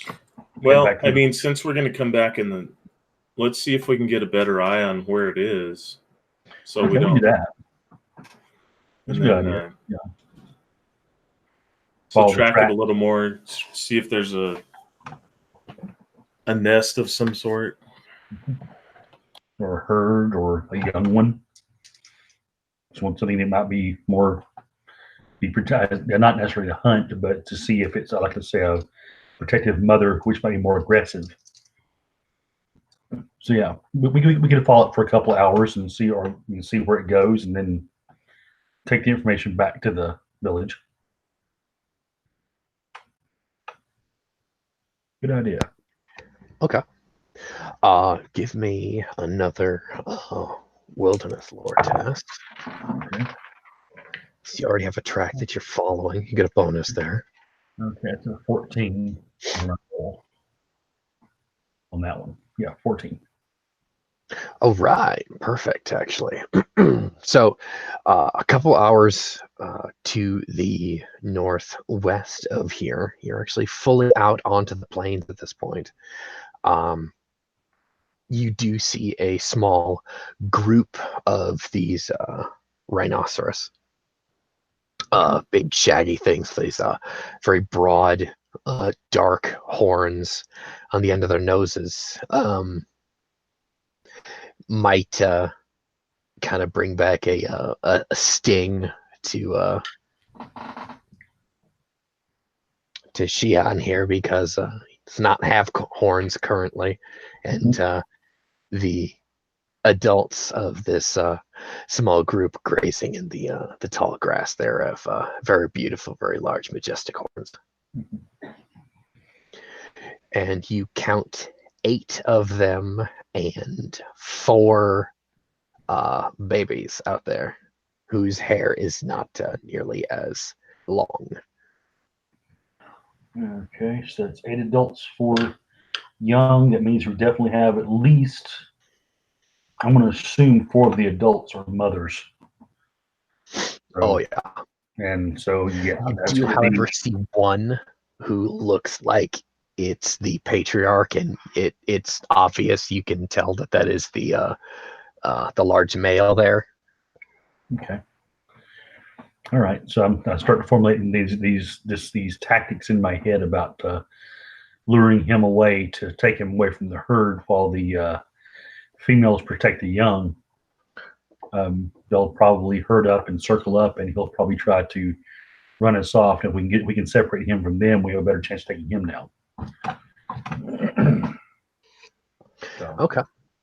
and at that point, I'll pass it over to Drew Kier and say, "What do you think of that idea?" Once we get some more spears out here with us. Describe that to me again. Since we have 4 young, we can possibly, if we can cause them to feel threatened enough and challenge the male, we could possibly get the rest of the herd to circle up around the young, protect them, and then deal with the male by himself. Yeah, I'd like with that. a few spears taken down. Yeah, that would be best, to leave the young and the mothers so that they can continue and replenish. And he is the greatest trophy. That horn of his. So, and it would be a lot of meat too. Maybe a big cloak for when it's cold. And Rukir, notice you reach up and scratch your head and pause for a second on the hole, and he's like, "What's it like?" What do you mean?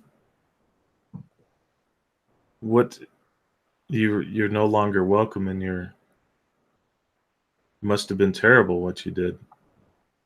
Well, so think of it this way: they weren't the ones who charged into that village to slaughter the women and children. They're not exiled. I am. I was already on the edge of that society anyway. Just a matter of time before they found a reason. That's why you spent more time outside instead of inside the society. Yes. We didn't get along most of the time. So it sounds like you have some loose ends.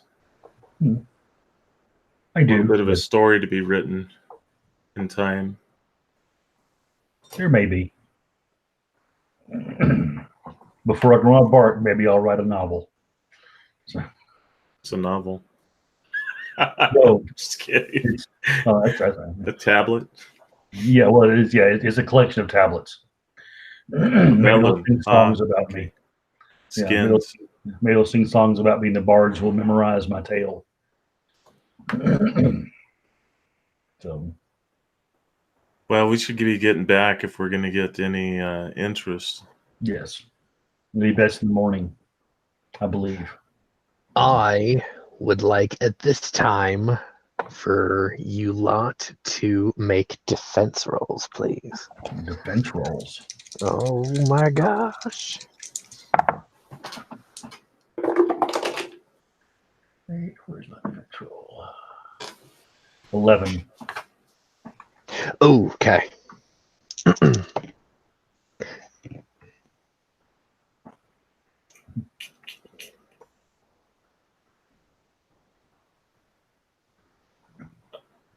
I'm getting there. Okay. Total of 19. Oh, well done. So as you two were conversing there, you did not hear that low groan of a rhinoceros and the rumbling of one charging you. And at that point right here, we're going to take a 10-minute break. Okay. Shit. Cliffhanger. Best kind. All right. See you then.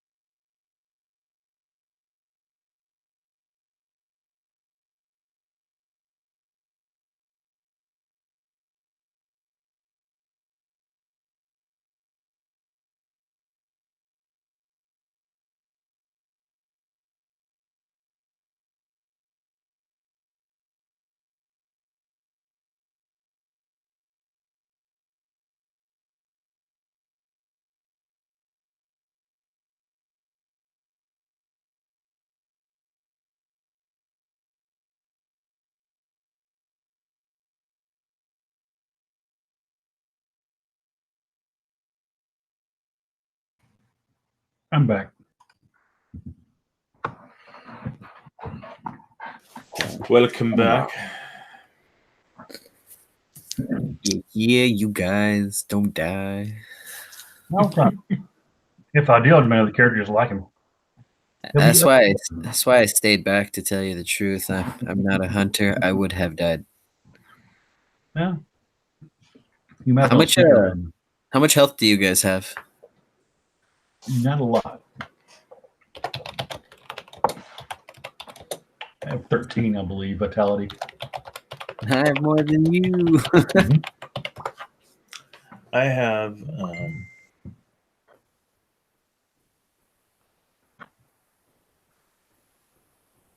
Oh, crap. No, I don't have more than you.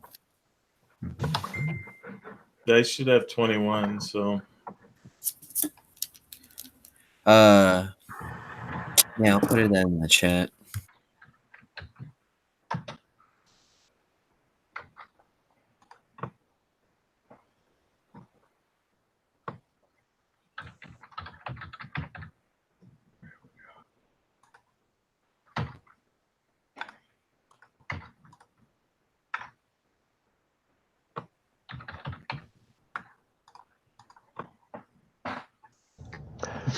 All right, you mongrels, get back to work.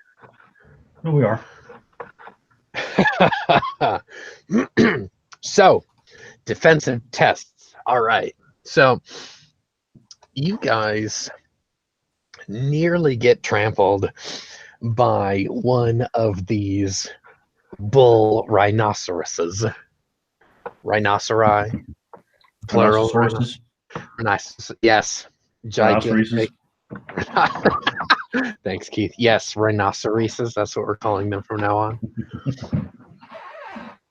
So now, it's not the patriarch, of course, but it's one of the smaller males who goes and tries to wreck your shit.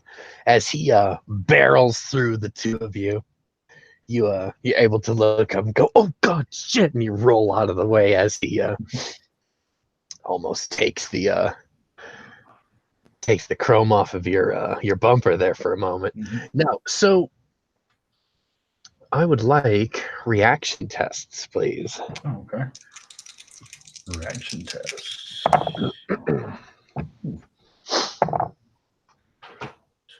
Eight.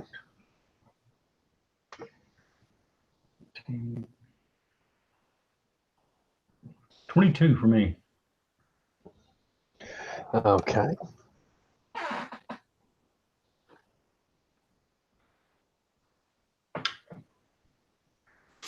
$17 for me.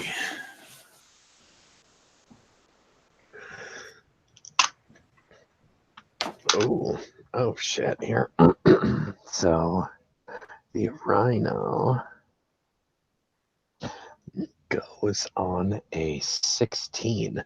So as this enormous woolly plains beast kind of barrels past you, Shihan is actually the first to act.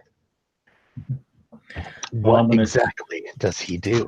I'm going to try to fire one of those arrows at it as it passes me, maybe catch it in the flank. See if I can't slow it down a little bit or keep it, make it decide to go on its way with the pain, possibly. So I'm going to fire at it. With what kind of arrow are you firing? Just whichever one I grab. So it's a 1 in 4 chance of being right here. Let me I'll roll it for you. Yeah. Okay, you draw a wow, I can't talk tonight, guys. I'm so sorry. There's a stone arrow. Thank you. Bleh. Okay. That's going to be an 11 on my attack then. All right. He has a static defense of 8. So roll damage, please. Since it's stone, it's -2 or -1 on damage? It is -1. Okay. That's going to be a whole 4 points of damage. Oh, big old 4. Yeah. Okay. Did you add your strength in there? Oh, No, that's 5 then. Big ol' 5. All right. So now he's gonna come back around. As actually describe for us how that arrow kind of lands in there. Does it actually get tangled in his hide, or does it actually break skin? Well, the whole idea is as he's going by, I roll out count with the bow, draw it to me and let loose, so that it flies and sort of sticks in his haunches. It may not necessarily have gone very deep, but it will be enough for him to know that, hey, I just got pricked in the back. So Okay. Either way, he lets out kind of like a pretty baritone peal there for a moment. So you hit him pretty good in a soft spot, and he is not liking that at all as he's beginning his wheel around, because, as you know, rhinos don't turn on a dime. No. Now, Rukir is the next to act. How far away is he at the moment? And there's only one of He's, them, right? Yeah, there's only one currently. Right. No, he's about, we'll say, 35 feet here. You nice round number.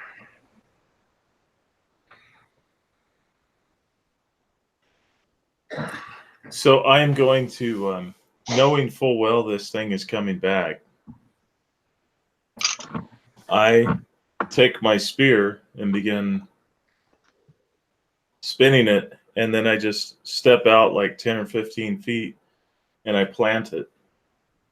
And I'm prepared to, basically, if it's going to charge me, I'm going to just plant this spear and make it right up on this spear. So Okay, how much how far away do you step away from Shihan? well, Shihane, I know, is 10 feet, you said? well, go about 15 feet away. Okay. Yeah. And I'm already kind of short by feet, but I crouch low and really plant the base of the spear, prepared to, take this thing on. As I look at it, and I kind of nod my head towards it, and I don't know if it ever makes a difference, but I've always enjoyed making sounds and grunt noise at them, trying to taunt them. Oh, okay, perfect. So what he'll do is he'll come back around. He will. Okay, Dave, if he charges you, we're gonna go odd or even, Dave. Even. Okay, so he's actually gonna go after Shihane here. We'll say that you're probably crouched a little bit too low in the grass for his poor rhino eyes to see you keenly enough. But so he's going to come back around at Shihane with a charge here. And his attack is, oh my, a big ol' 11.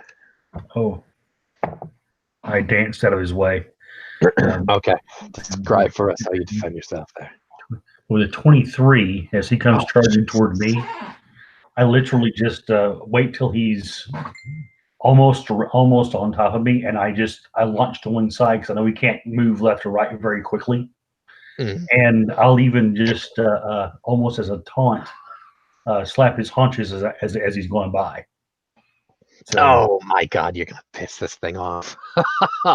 So he tries going at you with a jerk of his head, and trying to get you with that horn, but you dodge out of the way.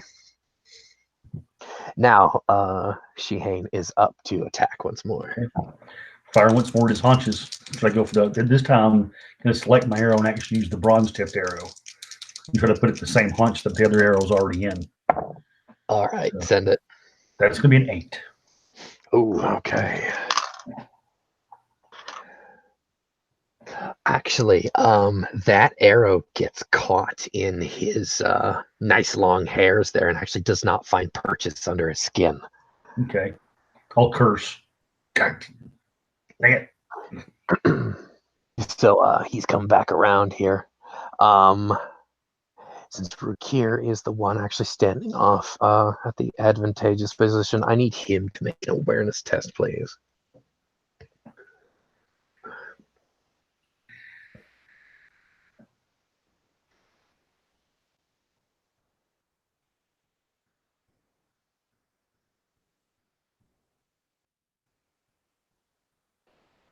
That is a total of an 8. Sorry, 9. Big old 9. Okay, so what you see here is a hunting party of troll men who are these subhumans, kind of with a they're duskier skinned than you guys, but a little bit taller, a little bit muskier. Yes, they do smell. Um, no, they've got a kind of a protruding eyebrow line, but they've got tusks, not unlike the mountain trolls of the Divide Mountains there. But they seem like they're trying to make a move on. They haven't seen you or Shihane yet that you can tell of, but they seem like they were trying to single out this rhino that is now accosting you. But they're you see their warband, and there is 8 of them there. It is your turn to act right now. So I'm still within about 15 feet of Shihane. Yes, you are. And I kind of make a sound to get his attention, but not loud enough to alert the trolls. And Well, they're not trolls, but they're subhumans. They just seem that way. Trollish. Okay. At any rate, for lack of a better term, I'm going to alert Shihane real quick and then just sort of show him. How far away is this rhino at this point? Another 30 feet. He's wheeling around to you. What's my movement? Exactly that, actually. All right. I'm going to charge this thing. You're going to charge the rhino? Yeah, I'm just going to all right. duck, and I'm going to start sprinting towards it. But what my plan is to duck low as I get close and try to put it into its throat, open up its throat. All right, so go for it. That's what I'm shooting for.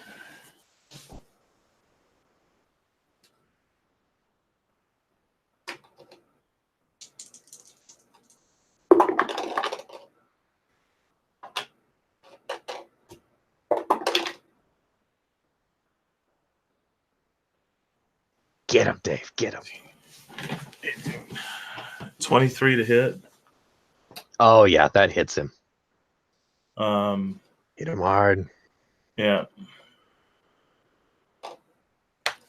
Trying to remember what the spear does. 1d8? Yeah, it's 1d8 plus your strength.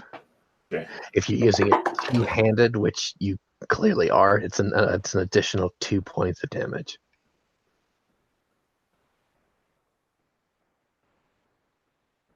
So that is a total of 6 points of damage. Okay, so describe for us how you lodge that spear. You don't quite get it into his throat, but you do open up a gash on his upper shoulder.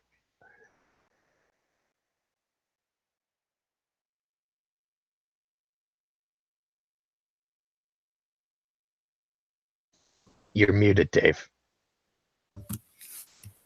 Here I am, just going at it.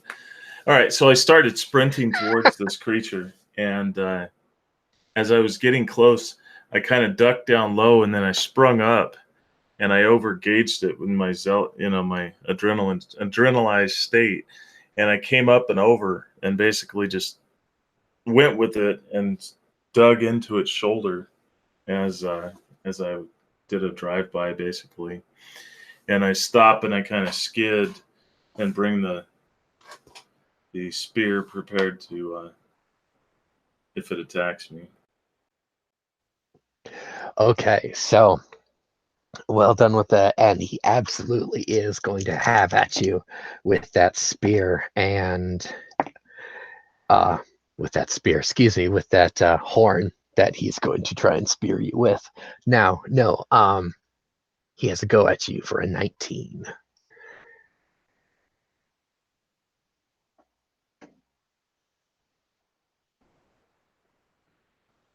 Yeah, that's gonna hit me. All right. Okay, he goes at you for, oh my, for 14 points of damage with that horn. He whips around. He does not want any more of that spear as you skid and land. He's turning around. He gives you all that momentum, and then he doesn't run you through with his horn, but he does knock the hell out of you as you probably take it on the left hand side, the rib cage, the left arm, and the left side of your face there.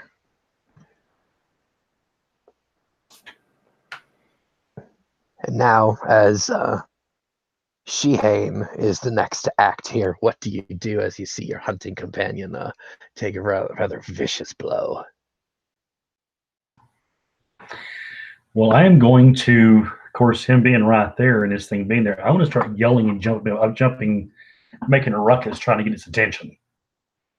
And I'm gonna, I haven't spotted the other guys yet.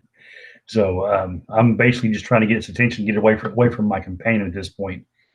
And I'll probably just fling an arrow at it, fire it at it, so I can get at least hurt it. So okay, go for an attack. Okay. Against static defense of 8. Okay, that's going to be a bow. I've hit it. Okay, perfect. 15 total. Absolutely, get it. So damage. Come on, man. Where are you? Back in the tavern. 8 points of damage. Sweet, awesome. As I'm giving Steve a hard time here, browbeating him. He's not even here, and I'm browbeating him. So no. Describe for us where that arrow lands, actually. Okay, when I fire the bow, I'm sort of hey, yelling at the thing. I pull the bow back and let loose. The arrow surprisingly finds the gap where the spear had already laid over its shoulder, and actually bypasses the fur and actually buries itself pretty well into the flesh underneath. Beautiful. And he's going to let out a pretty low honk, if you will. Rhinos make pretty weird noises with that enormous voice box that they have. And he's not going to have any more of that. So on his next turn, he's going to have at you. Okay. Now, Rukir, I need him to make a conditioning test, please.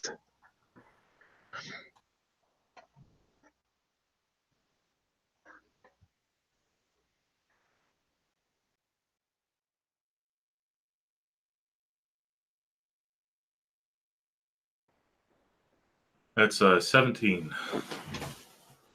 Awesome. You are able to stay with us and haul yourself to his feet.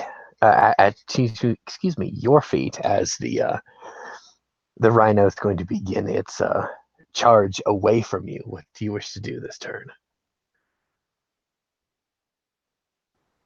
So it is charging away from me. So Yes. I'd like to take the spear as it's fleeing and see if I can slice the one of its back legs. All right, send it.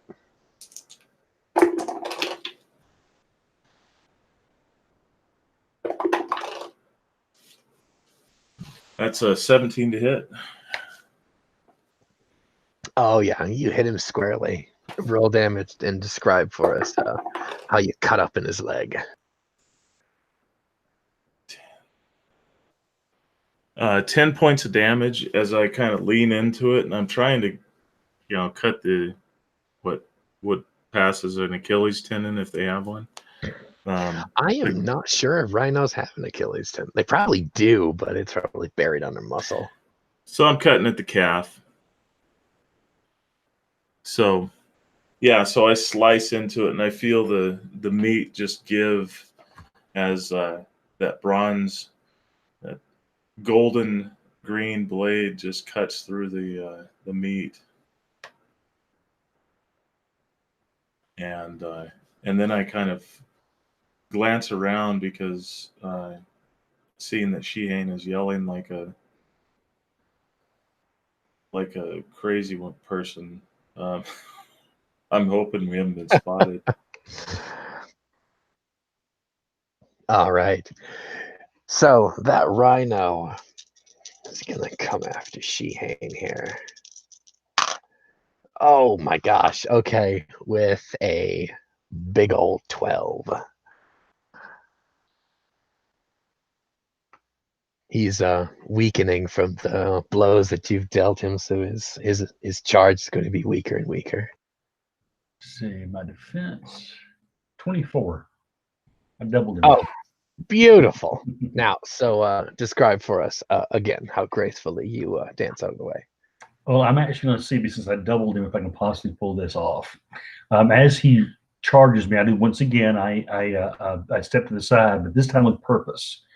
I step to the side that on his flank where my arrow with the bronze arrowhead was entangled into his fur. And as he goes by, I'm going to try to reach out and retrieve that arrow. Ooh, okay. Make a reflexes test for me, please. And I have reflexes. So, well done. 15. Oh my god, dude. Okay, perfect. Yeah, you pluck that arrow out of the wound without ruining the barbs on the arrow like you're plucking a flower. Okay. All right. And you are the top of the round now.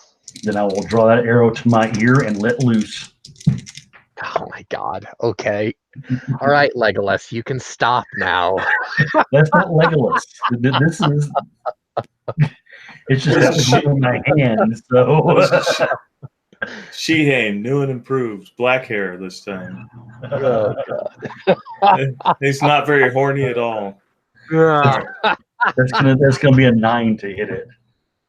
Okay, yeah, you hit him. Roll damage.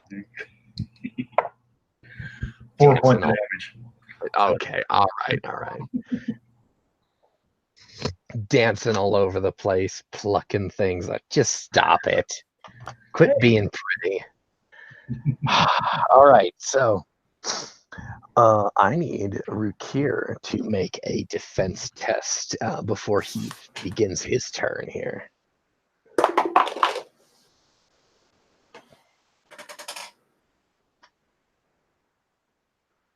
That's an 11 total. All right. I'm going down. No, you're not. So you get shot in the back with an arrow that does no damage to you as those savage troll men kind of mount the hill, and they utter guttural curses at you in their language as you're trying to steal their kill, apparently. What do you wish to do? What, so it just basically glanced, or is it just a poorly made It's arrow? a poorly made arrow that got stuck in your armor. Okay. And their tongue is nowhere near anything I speak? No. There's not even cognates. It's no. So I turn and I look and I say, like, wipe the blood from my face, and I'm like, I was here first. So, and I give him like this exaggerated slap to the forearm, like, get the fuck out of here. And I turn my back on him and walk over to this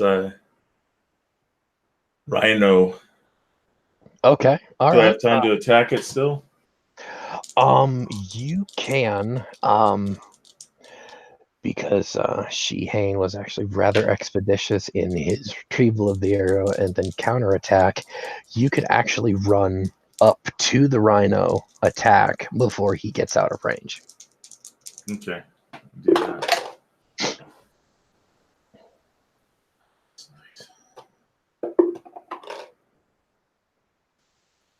And 18 to hit. Perfect. Roll damage. And Keith, you do hear this this guttural cry from these troll savages. Okay. Yeah, and you see this thing flopping out of the back of my armor as I'm running over there. Haven't had time to pull it out. Right? So that is a total of 10 points of damage. Well done. He is starting to look a little worse for wear, gentlemen. Wow. Now, the rhino is going to turn around and hopefully finally have a go at, god damn it, of course not. He's going to attack Shihane with a 9. Okay, see what I can come up with in my defense. If you double him, I'm going to kick you from the channel. I did Come on. not double him, no. Yes. That's it. That 10. wouldn't be very nice. 10? I Oh, literally barely made it. Oh, No. so okay. To describe that, he whips around as Rakir kind of sticks that spear in his backside with that jerk. He whips around and tries to take your head off with that horn, but what he manages to do is mess up your hair. Well, what probably happened is I was probably congratulating myself a little bit on that. Then hearing the noise behind me and looking over at these troll men, at the last moment realizing he's coming back at me and Son of a bitch! out of the way. Yeah. Okay, so Shihane is at the top of the round again with with a horn slowly moving across his face. Okay. I'll draw the arrow and try to put one somewhere in a vital spot around possibly his neck if I can, because it's so close. 8. No, 8. So I just missed it. No, 9. It was a 9? Yes, 9. Okay, roll damage. Oh, okay. Yeah, no, Rhino's got especially the Wolfhounds have a static defense of 9. Now remind me, with the damage, if I roll an 8, do I roll again? 8s do not explode when it comes to damage, no. Okay. In that case, 9 total damage. 9 total damage. Okay, cool. Excellent. So these troll men don't care, they don't like you. Well, you're Fae, so they're gonna be extra malicious to you. I'm going to need 2 defense tests from Jihan and 1 from Rukir. Okay. So that's gonna be, the first one is a 9. Okay. The second one is a 14. Okay, so oh shit. All right. Please don't let me murder my party in the first session. All right. So You wanted 1 or 2 from me? I wanted 1 from you. Okay, that's a total of 21. 21. Okay. You guys get a hail of arrows. Mind you, That's what I always wanted. right. I know, and it's not even a crossbow. Let's see where. And Keith, you did just get crit on, so I'm gonna need a D8. Oh, wonderful. Yeah. D8 for me. Okay. Yeah. I need you to roll it. 8. Yeah, that rhino. 8. I was gonna say, please don't roll 1. Oh my god. Yeah, roll it. All right, you got. Wait, you still there? You want to crow quiet there for a moment? Yeah. Steve. Where the hell are you, man? Come on, we need you. I know. I kind of feel bad now that I stayed back. Yeah. That's what you get, man. Come on now. Don't be that way. I wasn't expecting them to fight a rhino, man. Hey, shit happens. All right, so critical hit in combat on an 8, he said. Yes. I don't like I don't like that tone of voice. Yes. Okay. Eviscerating. I just rolled up the crit chart. Victim takes vitality damage as normal and has moderate bleeding. Yay. Shit. Okay, so you get a big old 4 points of damage on a crit. Still, that's. Okay. All right, so now those fucking troll hunters, the troll men, they are gonna join and they're going to go on a 4. Didn't they already attack? Yeah, I attacked and then made their reactions. They're gonna go last now. Oh, okay. It is now Rukir's turn. Is this rhino looking pretty bad? He is beginning to look a little worse for wear. Beginning. Yes.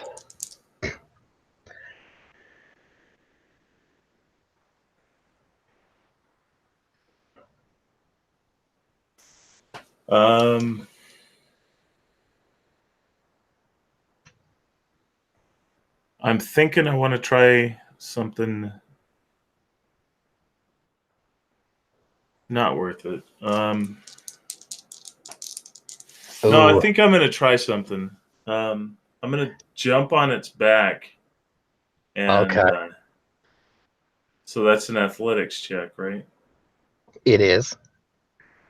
And then would I be able to bury my spear in its back? You could attempt it, yes. Okay. So the athletics check first. That would take an athletics check to get up there. You're going to need a balance test to pass that to stay on there enough to attack. So 3 rolls. Yeah, so I got an 11 for the athletics, so I don't think that's going to happen. Maybe, I don't know. No, actually, you're not able to get up there. You go ahead and jump, but you attempt to scramble up there, fistfuls of his hair, and then he's able to level. Ah! I know, right? Oh, fuck. Okay. So I can still attack then, right? Yes, before he tramples you. All right. Well, I got an 11 for an attack, so. Okay, roll damage there. That's 6 points of damage. Well done. Describe for us where you put that spear. Well, its back is to me, right? It's hind quarters. Yes. I buried it into a flank, and I actually bury it far enough that I can hold on to it as it starts to turn. Okay. And I would imagine that it doesn't want to maneuver too much because it's got that blade in there and it's going to hurt. Okay. So, Shihane is the closest one to that horn, and he's trying to turn around. and I'm rolling like garbage tonight for a big ol' 7. I was about to say 13 for my roll for my defense. Okay. I didn't double him. I didn't double him.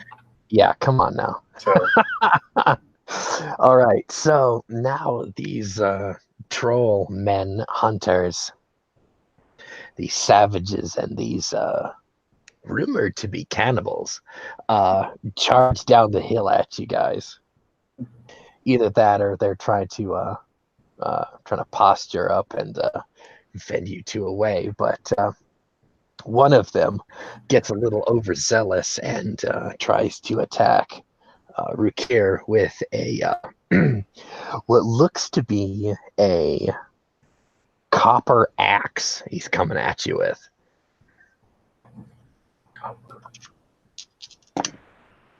And he comes at you with a big ol' 11.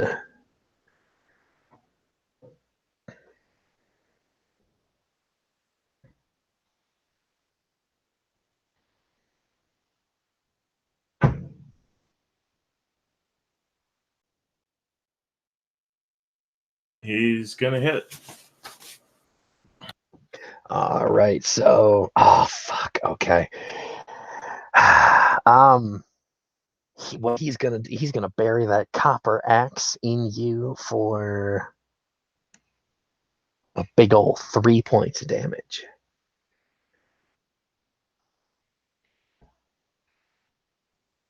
Another one is going to come at Shehane with a spear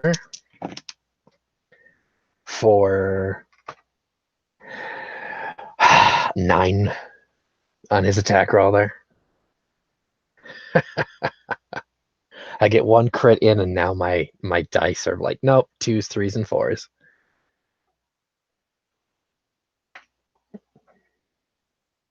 What do you got for us, Keith? I think you're muted. being muted. 19 defense. 19 for the defense. All right, describe for us how you defend yourself there as a bone spear comes at you. As he goes to spear me, I see how his feet are set where he's lunging to. So I just take a very slow step to the side, and as he goes to thrust at me, I just basically just turn and let the blade just pass right by me while staring him dead in the eye. I'm going to try to intimidate him. Go for it.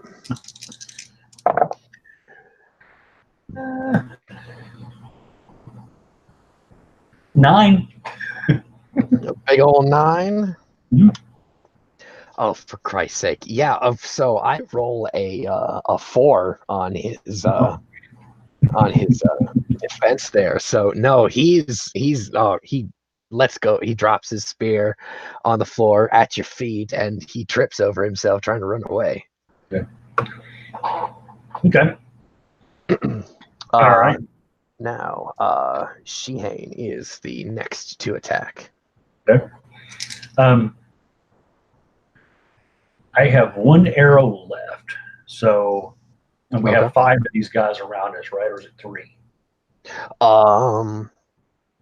There were 8 originally. One of them went away, so there are a couple back up on the hill, and there are 5 in your midst. Okay. In that case, I'm going to drop the bow, grab the spear that was dropped on my feet, and I am going to try to. Well, the biggest threat right now currently is right behind you. Probably the rhino. Yeah, I'll try to jam this spear into this rhinoceros here.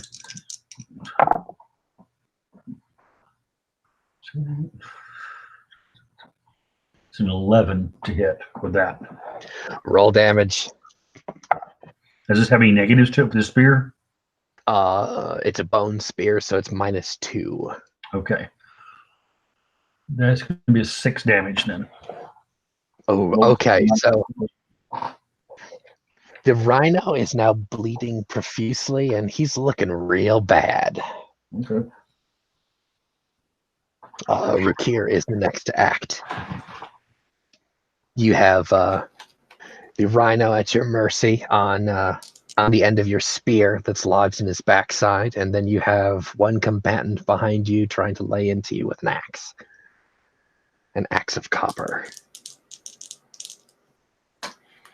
Yeah, I'm in agreement that the bigger threat is the rhino. So I'm going to twist that blade in further. Okay.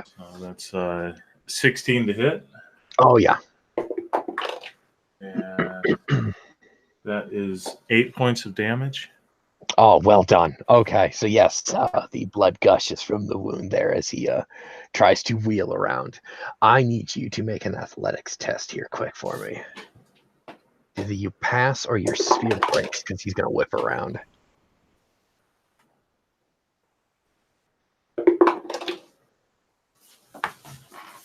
That's good. I got an explosion. Oh, good. So that's 19, 22 total. Okay, yes, you're able to tear that spear free before that rhino whips around to attempt to gore you as you're inflicting quite a bit of pain on him. His attack here is a 9. Natural 9 on the die. Yeah, that's going to get past my roll of defense. Sorry.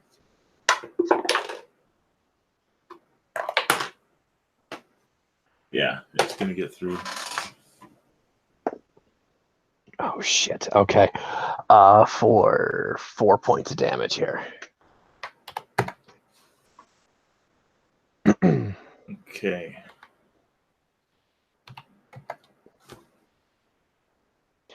And I'm still now, standing. awesome. Well done. Some of the troll men are going to attempt to go after the rhino, but they do not make it through his thick hide and that thick pelt of hair. Shihane is back up to the top of the round. He's the next to act. Spirit again. Awesome. Well done. Let's see. Spear. It's going to be a 9. No, 8. Roll. 8. Oh. 8. Oh, okay. Yeah. You don't quite get that bone tip underneath that skin there. Okay. Now, Rukir is the next to act here. What do you do? We're already back to me? Yeah. Okay. I am going to attack the rhino. Awesome. Losing dice here. Oh, keep it on the table, man. Ooh, nice. 22. 29 total to hit. That was an explosion and big stuff. Beautiful. Roll damage. 9 points of damage. All right. Describe for us how you slay this awesome beast. This thing had spun around to face me again, and it had brought its head up and was preparing to just plant those big round saucer feet on me. And basically, I just took the spear and planted it right into its throat. And as the propulsion of the weight carried it down, and I just kind of let it go with it and lowered it down to the ground as I stepped forward and touched the great beast's side as life is ebbing from it. And I quietly thank the spirit. It might look odd to other people, but I thank the spirit for giving its life to me.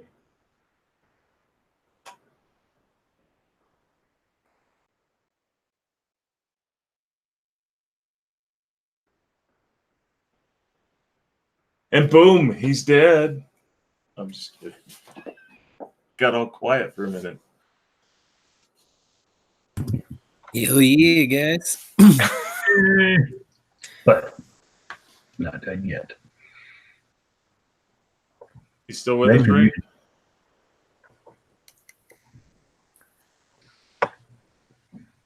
Seriously, Shit, I'm muted. Oh no, no. So they come at you with the big ol' 4. Which one of us? They come at Dave Okay. because those bastards have no respect for the spirit animals. Yeah, I got a 10 defense on that one, so Yeah, sure. I need you to make me a weapon damage test quick, like before we go anywhere. I want to see if your spear actually broke under the rhino there.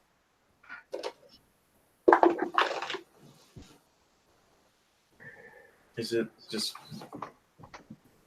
apologies? I haven't had to make a That'll be test yet. just Do you want to one. put it in chat or? It'll be a 1d8 test here, and because it's bronze, it's +0.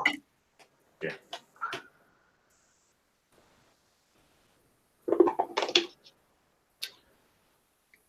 So it is a 5 on the die. Okay, so yes, your spear does break under the weight of the rhino there. Oh, I thought it was a good roll. Okay. So, at that point, now Shihane is back up to the top here. I am going to leap atop the rhino as it's dying. Mhm. And I am going to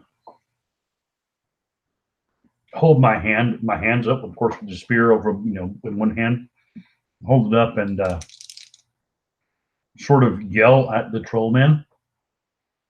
Almost like a stop motion type thing. Just yell at them. Okay. Basically get their attention. So I'll do a. Oh, of course. Oh. 2. So that's going to be that'd be a spirit, wouldn't it? It would be a spirit roll. Okay. Trying That's to gonna be- awe them, get their attention. Basically a 19. So yeah, Okay, just well hey, done. stop.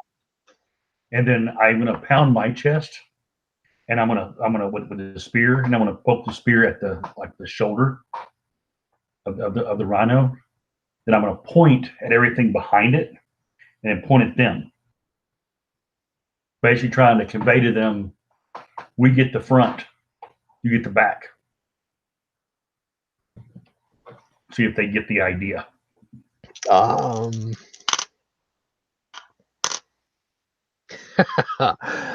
Yeah, these guys are complete bastards and they don't care, so they're going to just shoot a volley of arrows at you.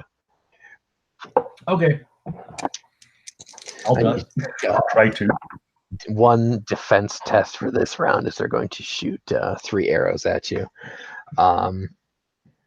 They 10. are 10. Oh, okay. So yeah, none of them hit you. They're terrible marksmen. Okay. 2 of them do in fact flee, and the 3 remaining are going to try and steal your kill. Goddamn scavengers. Okay. Now Shihan is the next to act here. Actually, no, excuse me. Rakir is the next because you awed them this turn. Yeah. So which part broke? The spearhead or the shaft or? The shaft. The spearhead is the deadly part is somewhere within the beast and underneath it. It's not frustrating at all. Okay, However, well, it's broken off, and it's like a wooden splinter spear now. Yeah. So the guy with the copper axe is going to get attacked. Okay. You could also try and beat him to death with your bare hands. Yeah. Would you say that with the spear shaft that I actually get, like I'm still thrusting with the, or you know what I mean? Attacking him with the spear. You can right. thrust at it with the with essentially the stick part. Yeah. Yeah. All right. It's still gonna freaking hurt. So Oh yeah. 24 to hit. Oh yeah. Roll damage, man. That's gonna be 10 points of damage. Describe for us how you kill him. So I came up and I just took the shaft, but there was this like, the end, which is all these spikes of wood, and I just take and shove it into one of his eye socket and then just wrench it over, and you can see his head kind of go with the motion as he starts to twitch and then just slumps and slides off the tip of the spear. So yeah, he makes some pretty gross and grim sound effects as he kind of gasps, gags, and then gurgles there on the end of your wooden spear there.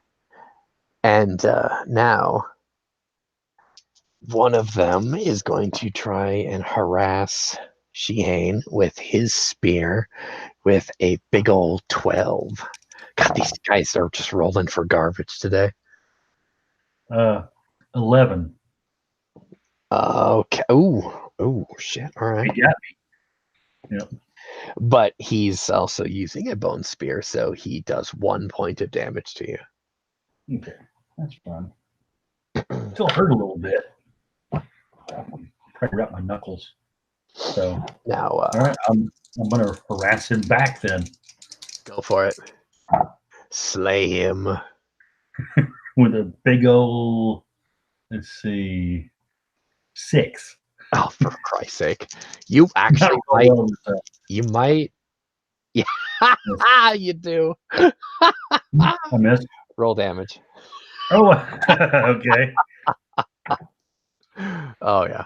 This gonna be a 6. 6 points of damage. All right. So, describe for us how you do him in. As he thrust his spear toward me and nicked my knuckles on mine, used my acquired spear to bury his over, exposing his neck and thrusting forward with my spear into him, laying his throat open. Awesome. So, a morale test for the last guy, and he fails miserably, of course. And so he throws his rather ornate copper spear in the air and then runs away, tripping over himself. Okay. As the troll I'll savages are. Yeah, I'll hurry him on his way by sort of yelling and running out towards him. So, well done, gentlemen. Well done. And then began collecting up our trophies from those that we've killed, and I guess dressing down this rhino. Yeah, I would imagine that Rukir, while he's pilfering the bodies, because they've given up for, he also thanks their spirits for giving a good challenge in battle, but admires the copper spear and the copper axe, but then looks over at the rhino and says, I'm glad you had time to rest, because you're going to carry that thing, right? Well, I'm going to drag it. Well, part of it, Yeah. at least. So as I pick up the copper axe and start cutting the hide, and what I'm basically going to wind up doing is basically flaying the hide off of the back, flopping it out, cutting some good chunks of meat from it, and then I guess probably hacking at the neck until the head comes loose, tying that all up with probably intestine, I would think, because that's a pretty good tying device. Mm-hmm. And putting the head on top, and basically taking a couple of the spears here and trying to sort of drag it, I guess, back toward town. Do we have any luck finding my spearhead? Digging through this thing? Yeah, you find the spearhead in the middle of the thing. It's still in good shape. It's just a little warped, maybe. It's a little warped and there's a chip in there, but all in all, you can fix that. That's fine. Am I able to get you the arrows back? You can get one of them back. Okay. The bronze-headed one? No, Darn it. unfortunately not. Okay. Can I at least locate the arrowhead? Make an awareness test if you're specifically looking for it. Yes, I will be. Awareness. It's going to be a 12. It takes you a good time to do it, but you find it. Yeah, and I'm sure I would. So I'll make sure I have that. And then, as I said, I'll try to bundle as much as I can. Of course, we have this copper axe, this copper spear now, this bone spear as well. So we'll make sure we carry those back. I'll look over at Zakir and say, "Are you able to make it back to the village? You look pretty beat up." It's only a couple hours. We'll be fine. Okay. Hopefully. Yeah. Once we hear everything bound up, I'll start dragging this thing back towards town. I'm going to help you. I was being sarcastic about that. That's fine. You can. Yeah. I look over at you and I said, if those guys had just, paid attention to me, we couldn't have dragged this whole thing back ourselves anyway. So we're leaving a good, huge chunk of meat out here. Well, they probably wouldn't have heard you if you hadn't yelled for them. Well, yeah, but they don't really understand not yelling, I don't think. What was that thing you were doing after you killed them? It's always important to thank the spirit of the fallen for the challenge and for the challenge that they gave you, and helps to avoid. Well, it just keeps bad things out. I like that. Thank you. It's a tradition of our clan. I find it useful as well. Interesting to know. He reaches over, pats you on the shoulder, and says, "Good job today. Well done." Thank you, Shihane. What? No, go ahead, Rafe. I need a wilderness test to see how well you guys can strip this thing. And I would like a list. I want you to just give me a rough list of what you guys are actually going to try and harvest from this thing here quick. Because as you know, tribal people, this could feed quite a lot of people for quite some time. I would say probably a shoulder and a haunch of it. It's basically a front leg and a back leg. Right. Primarily. If I can get the liver and the heart, that would be good too. Good spell components there. Well, they're also good food. They're most animals' liver and heart are very nutritious. Of course. So, and then of course the hide from the back and the head. The hide basically is going to serve as our container. So, and then basically wrap it up fairly tightly in the hide.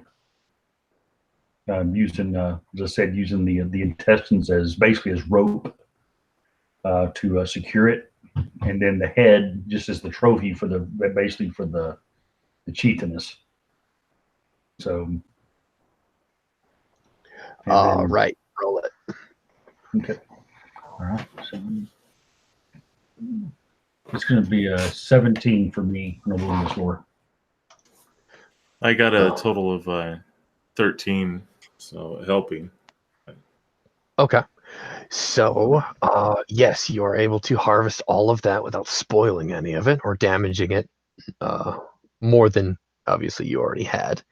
Um, so, for Aluin, these two come back to the village about 3 hours after sunset. You've been worried probably for the past 6 hours. What have you been doing? So, at the beginning of my thing, once they left, I made sure to, I ripped off a little bottom of my shirt because it's way too long for it being for normal humans, and I kind of, bandaged up my wounds so they wouldn't be a distraction while I'm out. Uh, and then I made sure I tied like my hair back nice and made sure I looked all good. My from being upper class when I was back into my society, and then I walked around town and got used to where things were and figuring out what places are where. And I tried to find a another Fae, someone that I noticed and could kind of tell from stuff that is outside more often, and I could tell watches people. So I would have attempted to talk to them and gather some information about where some, if people who are not often from the town, what building they're going to and stuff. Trying to use my streetwise to gather this info. All right, go for Streetwise.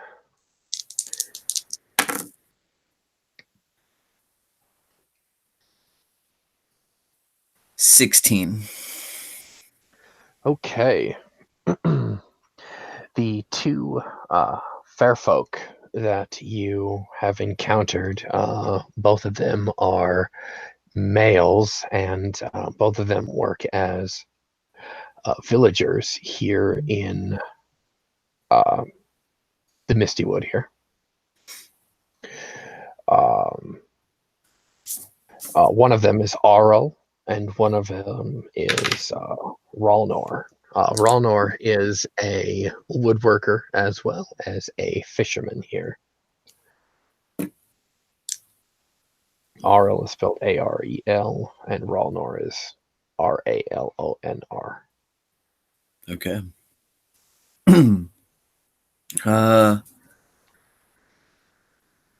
So probably would have asked Arl if he had noticed any strangers wandering inside of going into what building, if they've noticed anything like that.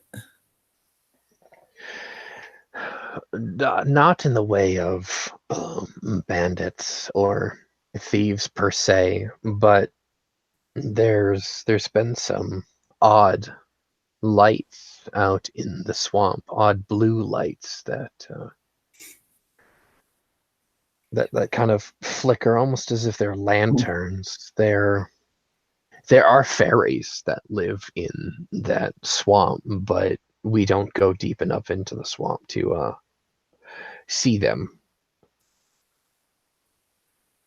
Some of the fishermen have been, however, going missing. That's the only strange thing that he knows of. Okay. Then I would like to use. I would like to try to make like an awareness check if I can. Mhm.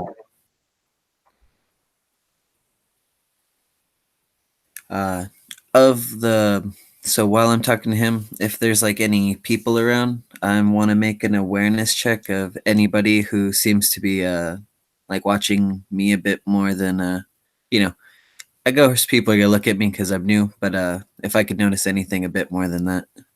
A little bit more suspicious than what you're expecting.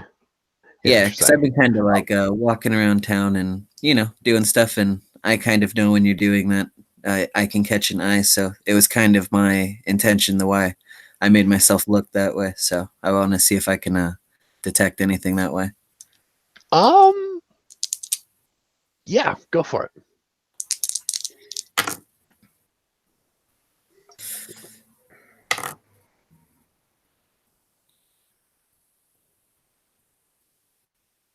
Uh, 17.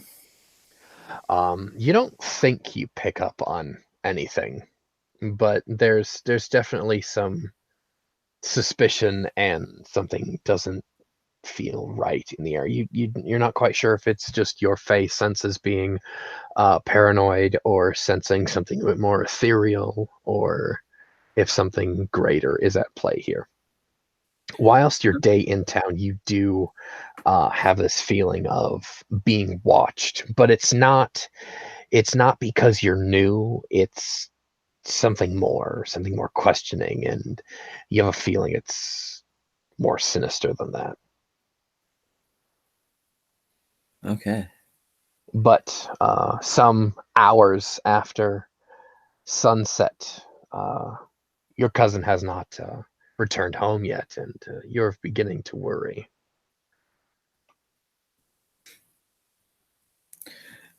Do I know what direction they left, right? Yes, you do. Okay. Then I'll make I'm gonna make a stealth roll and just kind of head back that way. Probably about, not going too far away from civilization because I'm not about that. But I'll make a little stealth path to see if I can see them at all. Okay. As you're going to make your rounds out through the gate, about 100 yards away, they're walking into the torchlight. You do see them coming along. They are dragging a bundle. Actually, well, you know what, guys? You describe for Steve what you're carrying.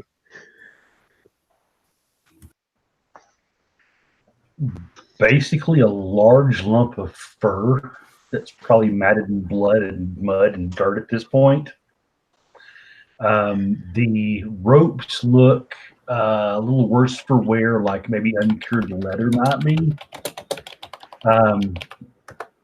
I'm sure you have like a big furry burrito, basically. A big furry hairy burrito with a rhinoceros head perched atop it. So they both look a bit worse for wear. Sheehan's got some little bit of looks like he has a bit of scrapes and scratches, but Rukir looks pretty banged up. Speak Then for I'll, yourself. I look pretty majestic either way, so Well, true. I don't have Then two I big guess holes in my head. So. Oh, I'll I'm run sorry. out. That was too much. Bring it back. I'll take like whatever they're dragging it with and like take it off of them and finish carrying it back for them the rest of the way so they can rest since I've had the day of leisure. Well, I would imagine it would go faster if the three of us just probably propped it between the three of us and just carried it in. So Yeah, could. if you guys, I'll just assist, make it faster. Okay. yeah, it's And truck this appreciated. into town. The sentries at the gate, they let you in, but they're quite astonished at your kill, and even more amazed that only the two of you were only needed to take the beast down.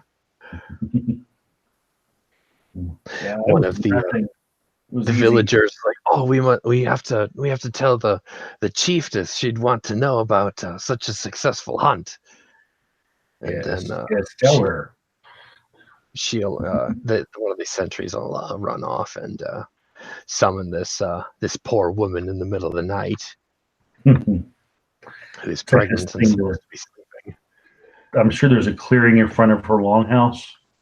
Oh, of course there is. Yeah, go there, drop this thing there. You're gonna sling a dead rhinoceros head and No, I was thinking about it, but no, I thought about it. It's like the Godfather putting a rhinoceros head in. Pop a Sorry. foot up on top of this mound and take the head, make sure the head's facing up so it's obvious what it is, Yeah. and wait. Yeah, she comes out, a couple with their handmaidens, and she goes, "Why have I been summoned in the middle of the night?" And she, a bit groggy, kind of yawns, looks over at you two, and notices that Rukir has seen better days, as well as Shehane's few scrapes and scratches there, but she kind of a little bit more ornery than she probably wanted to appear. Comes over.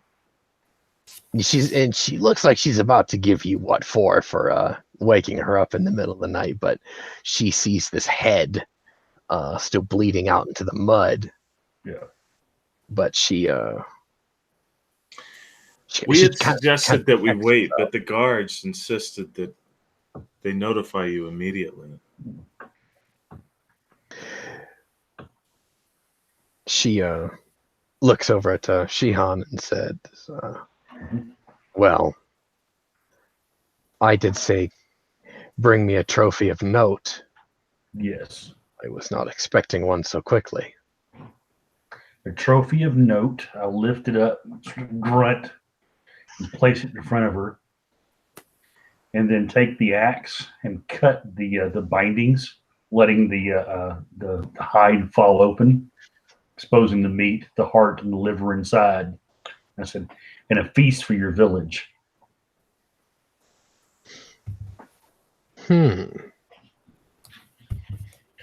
All I ask for this is that the hide be crafted for myself and my cousin into suitable clothing for us. She kind of like dismissively, yes, we can do that. My village thanks you. She kind of takes a few moments to regard you, as well as Rukir, and just nods.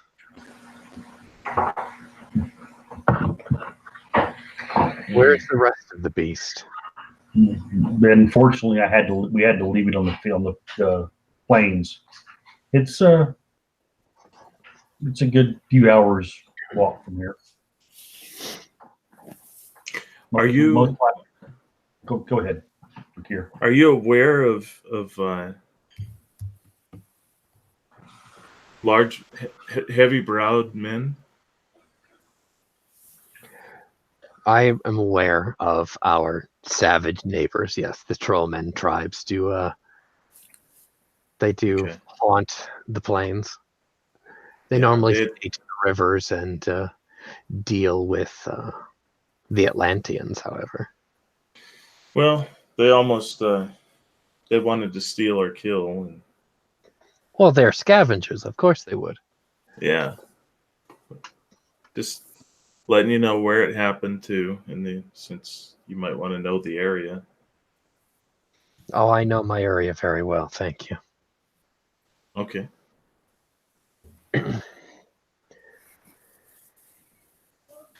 But she You she probably does. want to get back to bed. Yeah, she's already going in that direction. Yeah. And I would imagine they probably are taking the meat or something somewhere to. Yeah, they're already policing the thing. She bids Shihane a good evening, and I will try and find you a suitable shelter in the morning. Thank She you. closes that hide flap in the front of her longhouse. He bows to her as she goes in, and looks up and looks at the people who are policing the meat. Leans over to one and says, "Does your village have a healer?" Yes, we have a couple of them. Could you have someone bring one here? Well, Rakir needs tending, though he won't admit it himself. Yeah, so they. Just some strong ale. Mhm. Strong ale. All right, gents, I think that is where we will call it for the evening here. Mhm. Thanks for tuning in, everybody. Hopefully, I haven't lost my touch here in our couple week break. Have a nice night, everybody. Night.